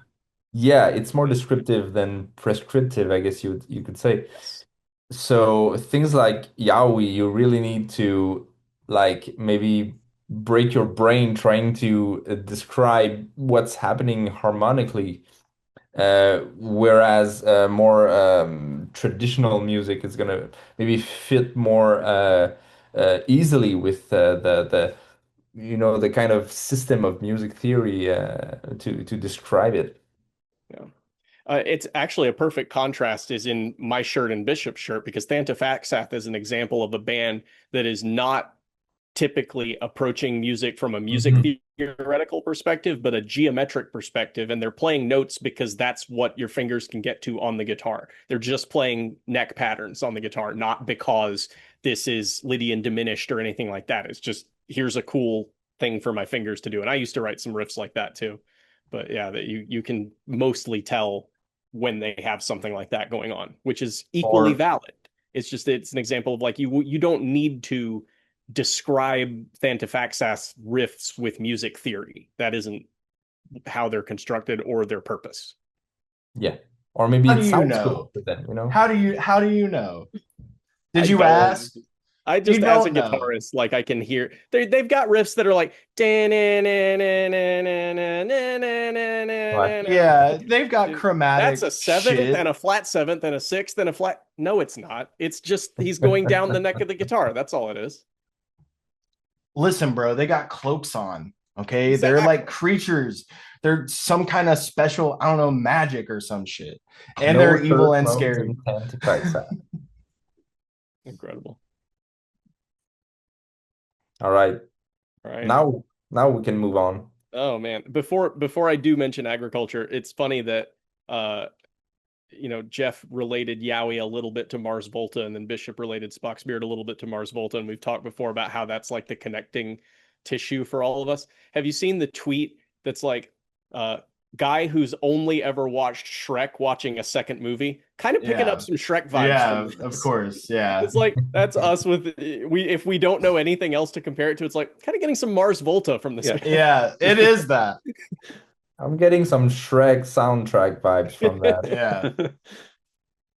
man. Okay, agriculture is this incredible modern black metal band that is in this oeuvre of bands that are taking the roots of second or third, I don't know at this point, wave black metal, but doing other things with it, not fitting into the genre conventions of the black metal sound. You can compare it to Death Heaven, you can compare it very easily to Liturgy, who describe their sound as transcendental black metal. Agriculture describes themselves as ecstatic black metal. Just pick an adjective and attach it to black metal, and you got a new little subgenre. Um, they had I don't have they put out a full length before this? I know there were EPs, but I'd kind of been like passively following their work up until this album came out, and I was like, great, an agriculture album. I can't wait to hear this. And the lead single was great, and then the whole album's great. It's kind of split into two halves, not perfectly, but they do even talk about sort of side A and side B on the Bandcamp, so I will describe it in that way. The two primary songwriters are, I think, Dan Myers is his name, and Leah Levinson, who is trans, and that plays into a lot of, how they write. They have these distinct songwriting approaches. Dan is bringing in a lot of Buddhist philosophy and introspection and high-minded, you know, philosophical ideas into the lyrics and also into the musical sound. And Leah is very boots on the ground, queer literature, zines, life experience, real corporeal, tangible things going on.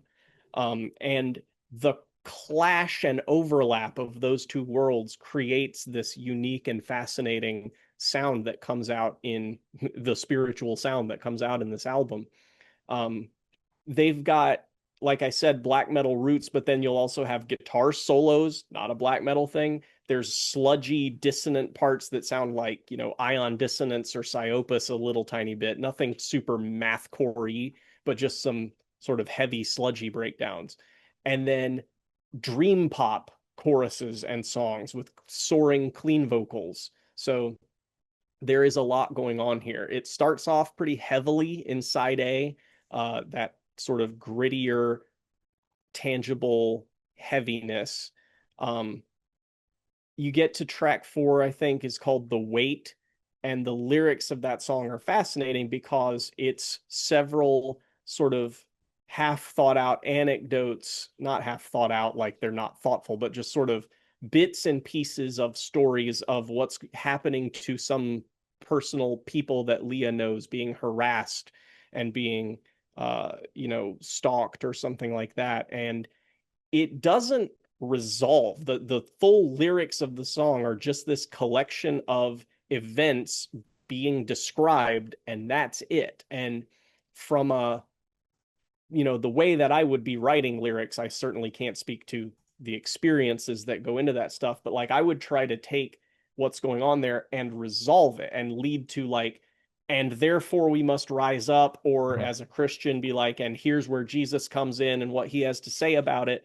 And none of that is there within that song.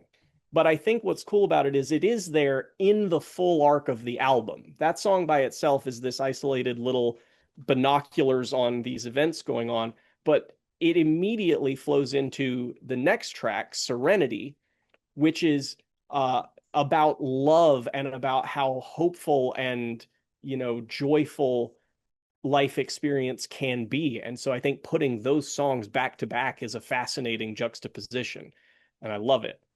And then you get the title track, which is a tiny little ambient thing that cuts the album in half. And we go to the more Dan Myers side B, which starts off with Dan's love song, which I just adore. It is not metal. It's just this like shoegazy dream pop wall of distorted ambience with high vocals on it. I love this song. And then that goes into Bodhidharma. Oh boy, this song is 11 out of 10. This song has everything. It's got this killer riff, it's got blast beats, and then when the sort of verse kicks in, everything cuts and it's just screaming and a kick drum and snare, very sparse, very like just stark. And it's one of those things that I've mentioned before. It demands the listener's patience. It's an anti-riff. It's you gotta just stare into the abyss when that comes up. There's nothing else to be done with it. And so you get that, then it comes back with like the heavy riff again and a sort of chorus, and it starts to do the dropout thing again, but with a layer of static. And you're like, oh, this is going to be an even harsher version of this. And then that cuts and goes to another dreamy atmospheric section, which is, that section, which then comes back to the heavy riff again for a third time with the ripping guitar solo that is just masterful. Uses lots of different techniques, has some tapping, has some sort of sweeping. And it's just like, what is this? What genre is this? Black metal's not allowed to do any of these things. They don't care. And I love that they don't care. And so that song ends, climaxes, goes into Hallelujah, little jangly interlude. Again, we're sort of high energy and then low energy, high energy, low energy, contrast. Love this. It ends with a heavy part, and then the reply closes the album with this fusion of melodic riffs and heavy rhythms, and the lyrics get sort of this nice synthesis of both perspectives of sort of grounded in reality. There's a reference to the world falling apart at World War I in 1914, but then there's also this Buddhist philosophy, undercurrent to the whole thing. And it ends with a line about, I'm drowning in the water, my mouth's full of water, and that's it. That's where the album leaves off. So it's this meditative study on life and on spirit and on experience, told with music that touches all kinds of different genres, and it can be super in your face and then super calm and caressing. And I just think this album is brilliant, and I know y'all do too, so tell me about it. I gotta go last. Let me go last. Save Bishop's Yeah. essay for the end. Yeah, sorry. Let me go last. I can go because I don't have much to say actually. Um, I've known the band since their debut, I think EP, Circle Chant. Yeah. I was pretty much impressed with what they were doing, kind of sort of post black metal slash black gaze stuff. Very good, and they, like Matt said, they released a bunch of EPs. They're self-titled, Living is Easy, and then The Spiritual Sound. Um, Spiritual Sound's not my favorite. I'm gonna say that. I think maybe I don't know. Maybe I'd go with either Agriculture or Living is Easy as my top.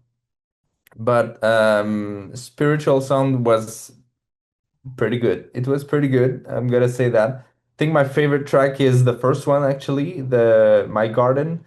I like the 3/2 chugs they're doing there. Just chug chug chug chug chug chug chug. And this kind of riffs doesn't come back on the album at all. It's more like a typical black metal stuff or black gaze with all these experimental um low energy and also high energy moments. But yeah, I don't have much else to say. I think it's pretty good. It's not it's definitely not a a, a remarkable album for me. It's not one that's gonna be high on my list, but it's pretty good. Yeah. I'm open to discussion.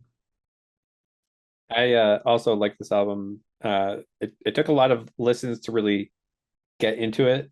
Matt, you tend to pick albums that require a lot of attention and a lot of re-listens, but uh, it is very good. I liked kind of the way it kind of deviated from black metal and kind of dipped its toes into other areas, and it sounded like a completely different band at times, but it still flowed well, and it kind of like all made sense as a whole. So yeah, the more I listened to it, the more I liked it, but it is very unique, I'll say. Damn. I wrote more about this album than I wrote about Yowie. And so I'm glad that y'all went before me so I can I'm glad I can kind of figure out what I don't need to say because it's already been said. But this was actually the album, well, really with all of them, where I was like, I feel like I have so much to say about this because I grew up listening to so much metal and I play metal and I wrote about metal. I've written about metal for the site, etc. Whereas I can't play jazz. I've never sat down and tried to write a proggy song, but to continue on with where does every single album fit within every other album that I've listened to, or just within the culture of specific subgenres. I thought of a bunch of things where like metal is super popular right now. It's arguably more popular than it's ever been. People listen to other people listening to metal. An example of that is Hardcore Keem, who just kind of does reaction videos. People are listening to metal musicians talk to other metal musicians about their music.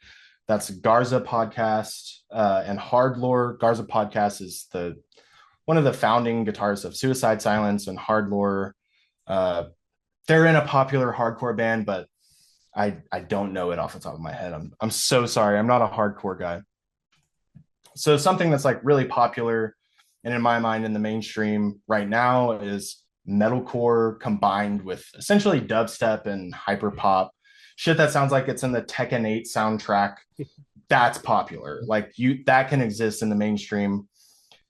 We had another cyclical battle of who can make their vocals sound the biggest and least human recently. It seems like to the ears of casual modern deathcore listeners, Will Ramos is the winner of that. Vocals of Lorna Shore. Slam metal is arguably more popular than ever, largely in thanks to a YouTube channel called Slam Worldwide, where you can pay some amount of money and he'll post your music video. Maybe he'll make it for you. I can't remember, but essentially bands with the more absurd video or the more hyper specific theme, they tend to get more views. And in 2025, especially, Slam was way more like ironic and self-referential and self-aware than ever. Examples are bands like Peeling Flesh and Torture. Really, a big example is Infectious Joking, which is just a hilarious name. It's so stupid, but they have a video with like over 1 million views. And maybe it's because of my YouTube algorithm. It seems like there's a shit ton of Blackened X bands, more so than there are black metal bands.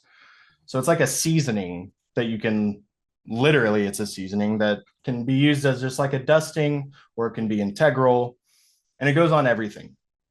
So whatever boundaries used to exist between dubstep and groove metal, or like Memphis rap and brutal death metal, getting at Peeling Flesh there.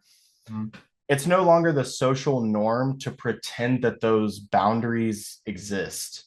Gatekeeping is just kind of socially seen as being lame now. So no one cares about it. And really it always was lame, but with the increase in popularity of stuff like Garza podcast or just metal podcasts in general, there are more open-minded, influential people in metal scenes than ever before, and that's a great thing. And so I had seen this album posted. I had seen it being hyped up from people whose taste I trust. That kind of made me slightly averse to it. There were a lot of things that made me feel like I didn't need to listen to it right away. So they're on the Flenser, and the Flenser, it has Chat Pile. It also is home of Have a Nice Life, which is just like that project has a cult following. But I guess my first thesis statement here is that Sunbather really changed everything. And 2 years later, Liturgy's 2015 album, The Artwork, the first album they described as transcendental black metal, that also really kind of changed everything again. And so the Flenser has a sound, their roster is diverse by virtue, and it fully embraces that nulling of genre sanctimoniousness or whatever. And they have a very curated aesthetic cohesion between the artists who call the Flenser home. If you scroll to the bottom of their website, that aesthetic cohesion is kind of defined. It says 100% gloom, suffer, no future, no.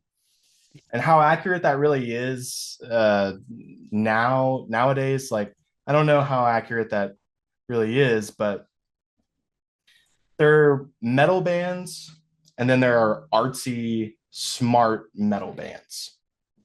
And maybe you guys are aware of this, but do you guys know how people call A24 horror movies like elevated horror? Have you heard this term before? I personally feel like the Flenser kind of curates artists whose music does something similar in a way. The roster is full of elevated dark music. And their website states the Flenser is a dark music record label. I feel like the use of dark rather than heavy there is in that description is kind of significant. I hadn't listened to this band until, well, I listened to a tiny bit of the first track a few weeks ago when a friend showed it to me, but I hadn't listened to a full release all the way through until Friday.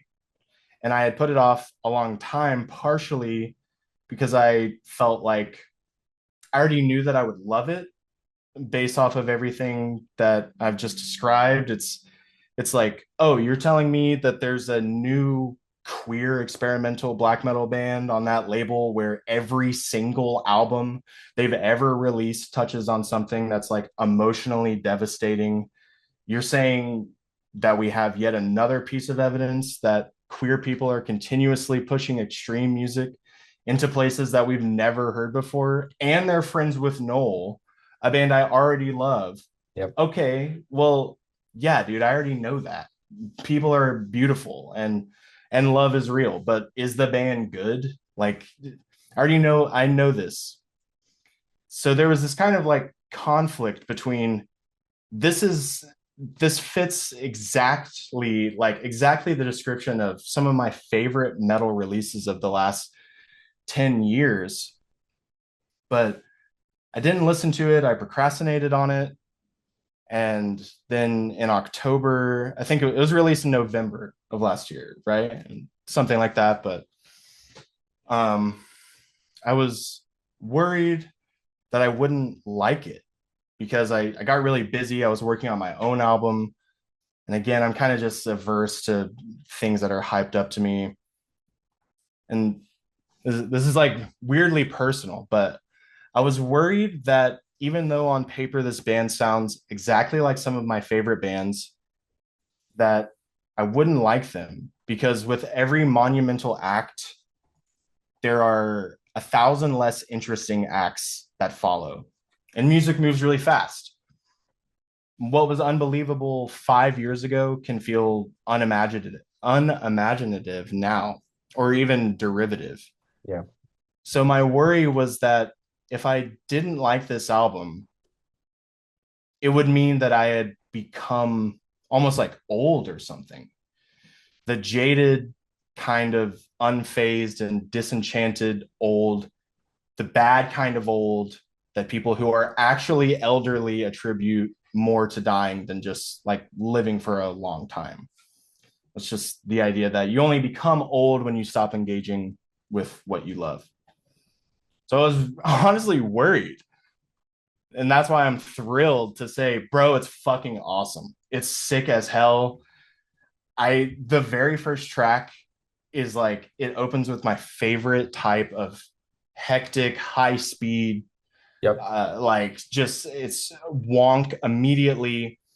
It immediately turns into a guitar solo and then it transitions into that 3/2, like Dave was saying.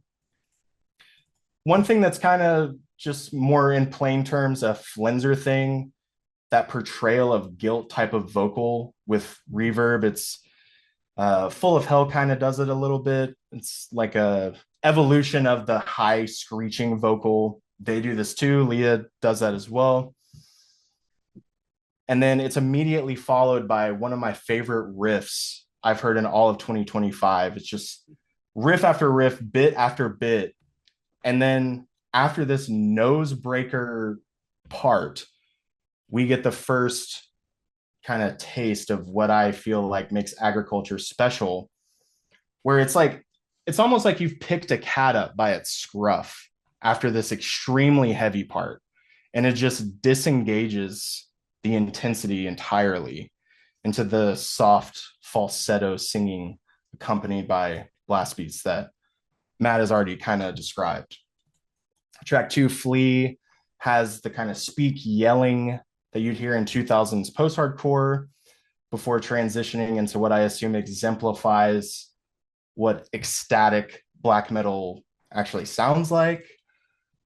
Track 5, Serenity, to me is the clearest demonstration of what that ecstasy actually sounds like. Dan's Love Song has no screaming, no drums, and listening to it for the first time, I was totally surprised by this song. And it makes me so happy that it's not just like a filler throwaway interlude that feels like not much thought was put into it. The lyrics are actually good and vulnerable. One of the lyrics is, just as empty skies are filled, every moment touches all of time. And bro, that's fucking good writing. That like resonates with me. I don't have to guess what you mean. And yeah, in track 7, Bodhidharma, by the time that I reached that song, I knew that all of the worries that I had, I was like, dude, okay, I'm not old. This is amazing. My exact note is, what this song does is so unexpected that I can't bring myself to spoil it. But I will say that this song gave me chills 2 times for 2 different reasons. It's an amazing song, dude. It's fucking awesome. And I have a summary here at the end. My summary makes me sound like an insane person. It sounds so much smarter than how I feel or how I talk, honestly, but it's the fault of the album for being so good that it inspired me to write something that, even reading it myself, I think you are an insane person. This is insane. But here's my summary. Even the most microcosmic musical niches can become tiresome. Stylistic preferences translate into creative patterns. And if a creative pattern is compelling or novel enough, other artists will inevitably pollinate that pattern, for better or for worse, until something akin to a trend or subgenre or subculture is born. And the novelty of the idea wears off when that original method of breaking convention becomes so familiar that it spreads beyond the microcosm or subgenre or subculture, and it no longer feels experimental to break the convention in the first place. Rather, it becomes the expectation. This is so crazy. This next line is so crazy. I'm insane for this. Progressive and or experimental music is the praxis of musical mimetic theory. I'm fucked up for writing that. In order to stand out as an individual in the arena of extreme experimental music, it's no longer enough to simply break convention. Breaking convention is expected. What's more valuable are the unique methods in which artists break convention, which specific conventions they've chosen to break, and why they break them.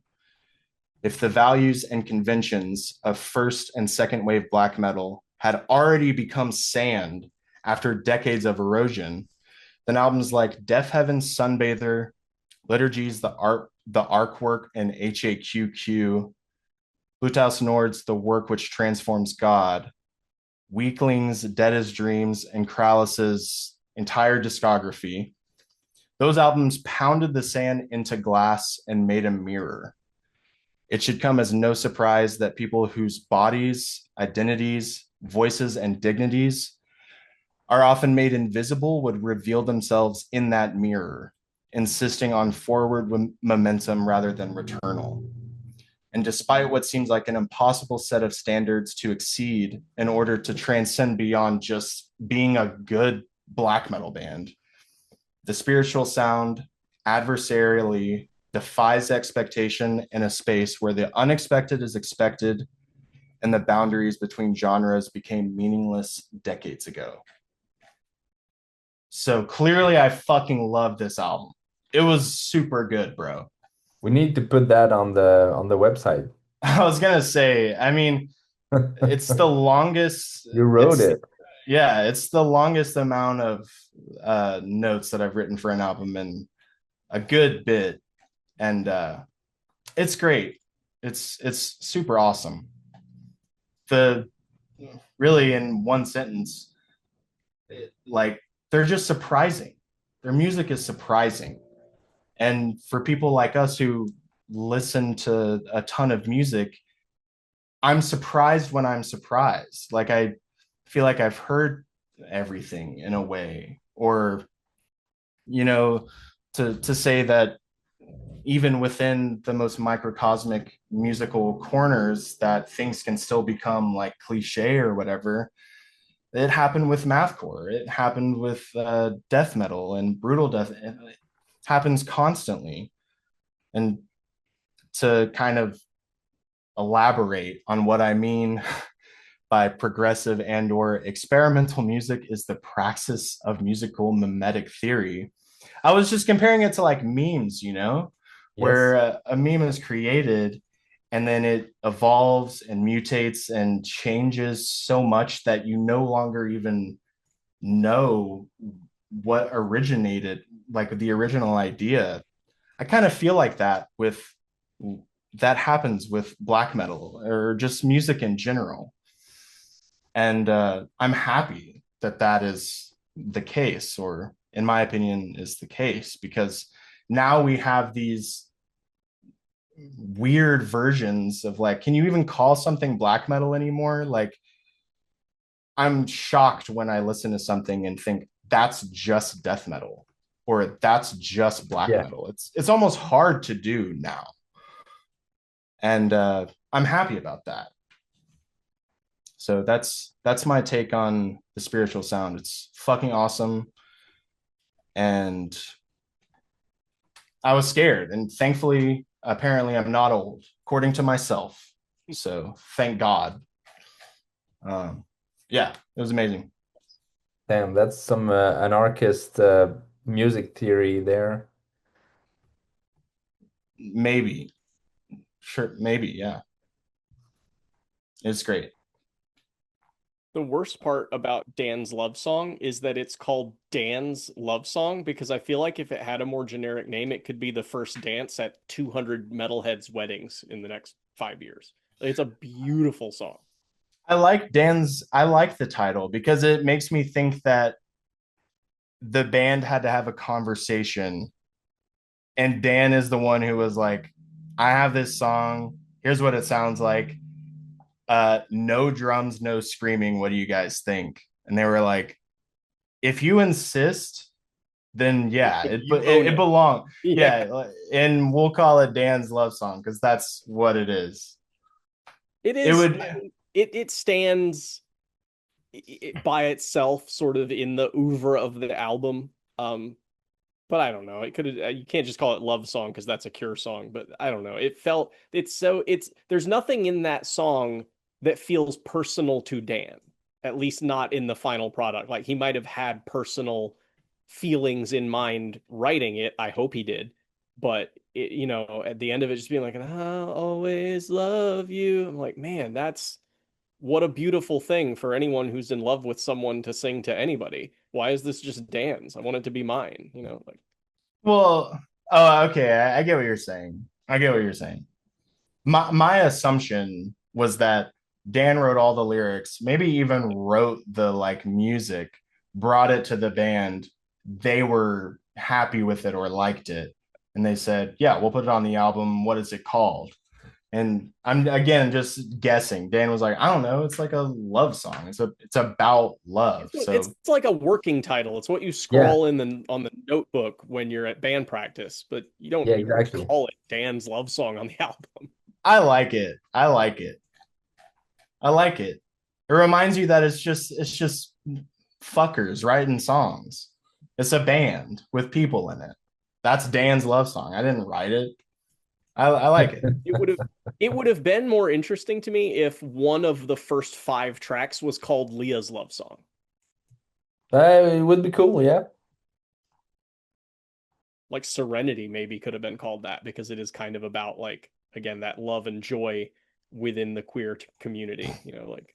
But that's maybe a concept, that's a concept in itself, being like, hey, here's my love song, here's yours, here's another one, maybe. Maybe they weren't going for it, so. But I'm super glad that you appreciated it so deeply, Bishop. Dude, it was so good. It was amazing.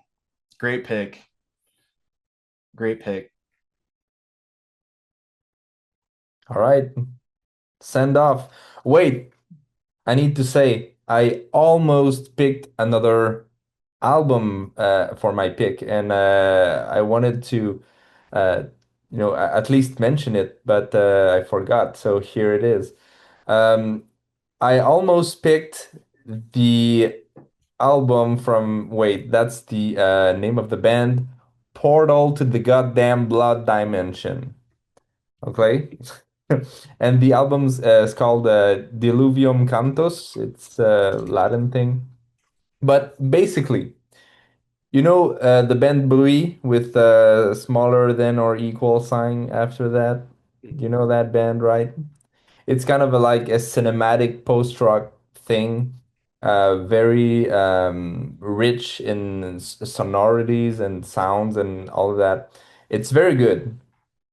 This makes me feel like this is a Bruy album, but with harsh vocals.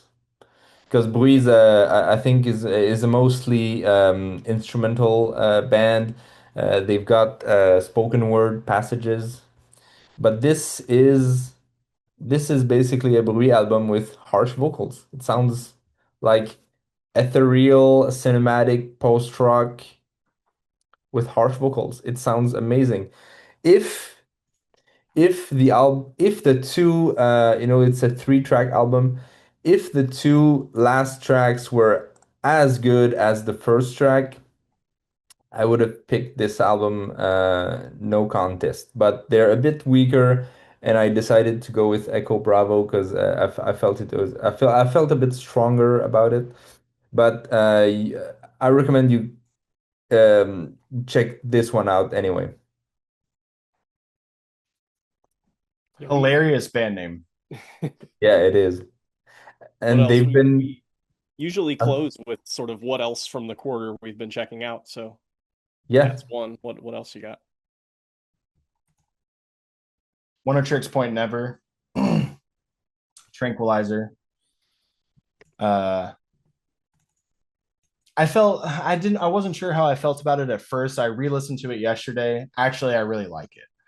But I'm a huge One Tricks Point Never fan. It's not my favorite, but also great. Um,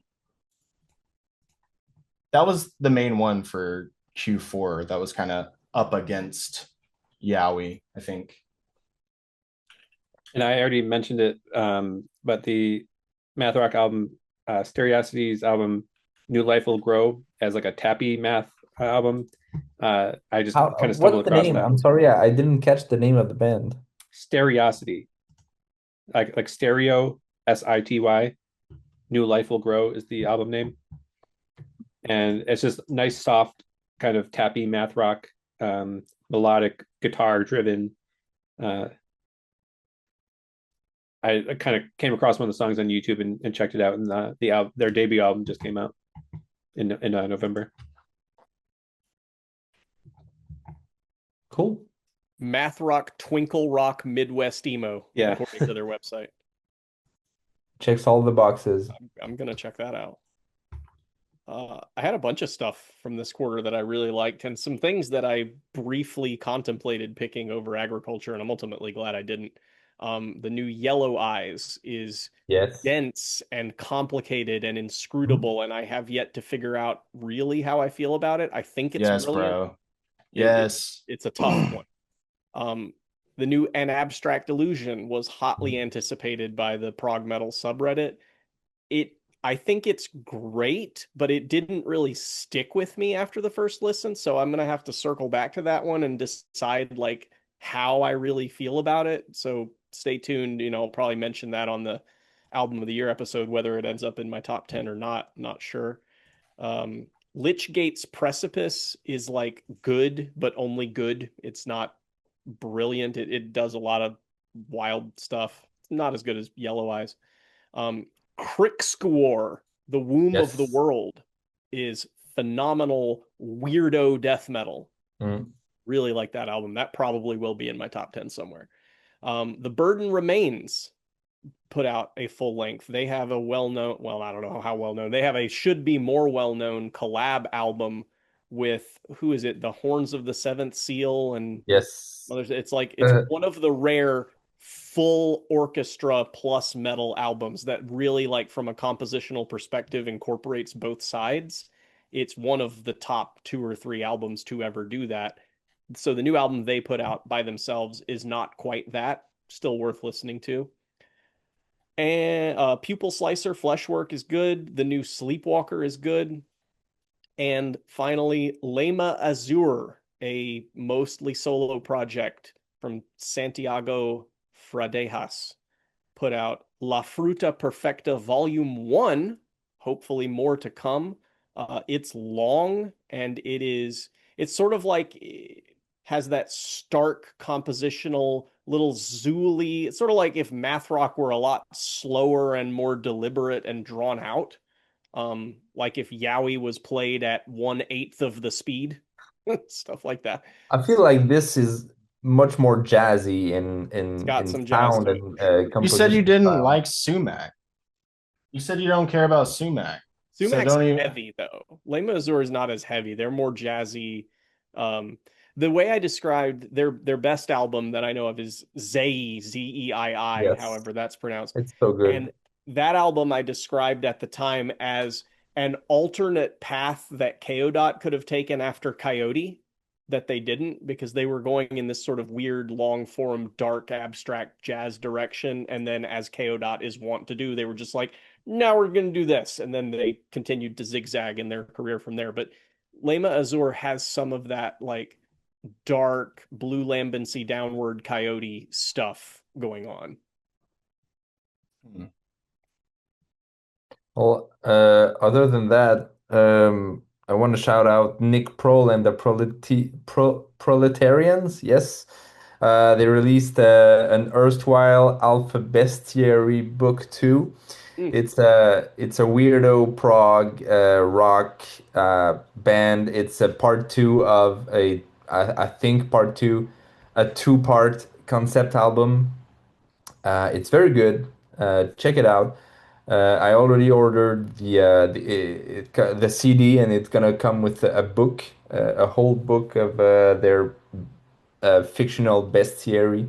So I can't wait to have that. Um, what else from that trimester? There was a Spinifex. I'm not sure how to say it. Maximus with two X's because it's a 20-year celebratory album with I think it's sort of an experimental big band jazz uh, band. Spinifex. I mean, it's. I've been a huge fan since. I've been a huge fan for a while, and they always kind of try new stuff and different stuff. And this new album, it's very good. Check it out. Kriegskjor, as Matt said, and there's also Kivik with a Quivik. It's a sort of art rock band from Chile.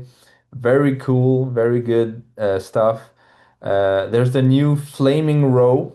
I think I shared it with you guys. It's a sort of prog metal band from Germany, and they released their album in both English and German with with an audio book. Okay, there's an audio book in there, both in English and German. I didn't listen to the full audiobook, but the album is pretty good. Also, I've mentioned Now I've Done It. It's an avant-garde metal band. They released an album back in October. It was pretty good, weird stuff. Love it.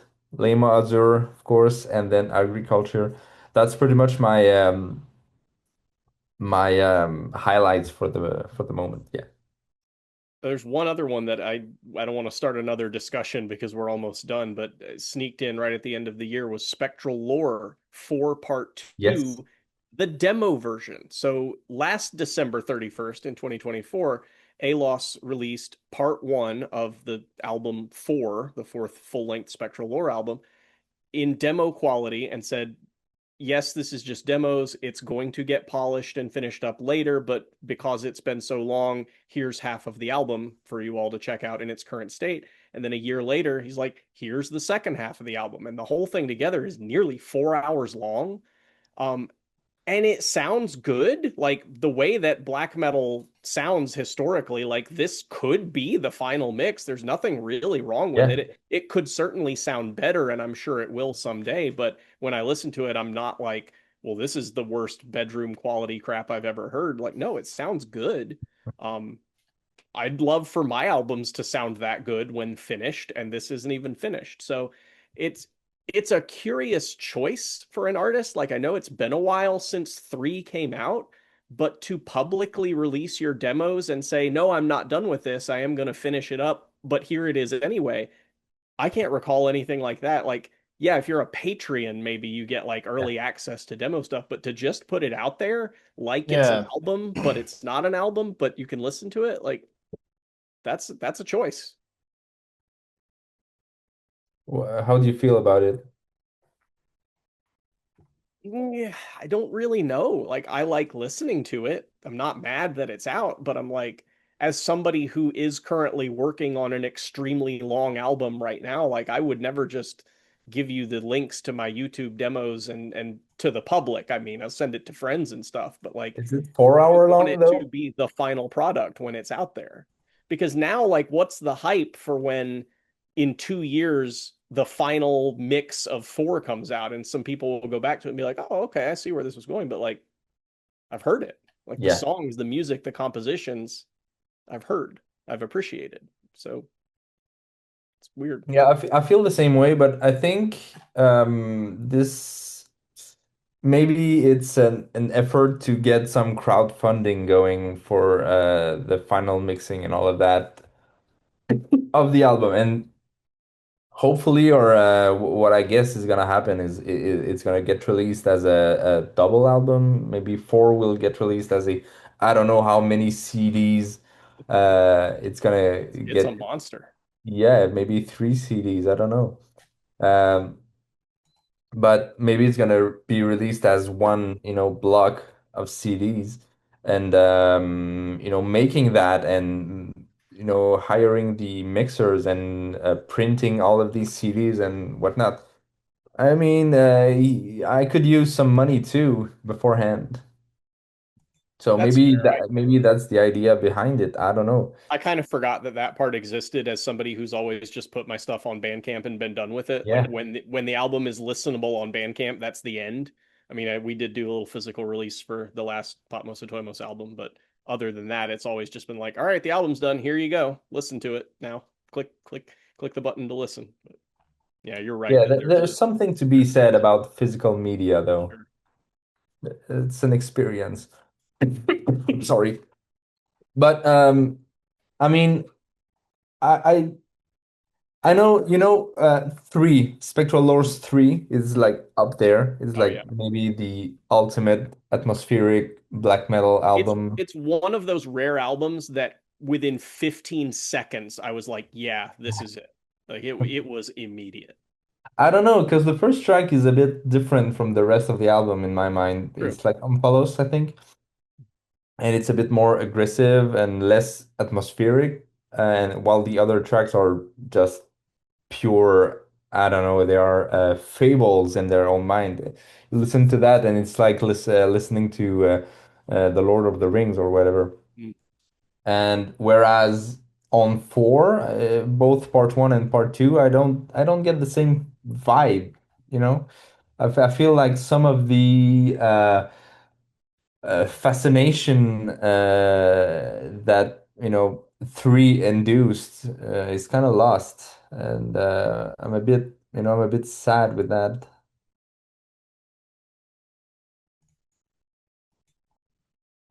It's a bit sad.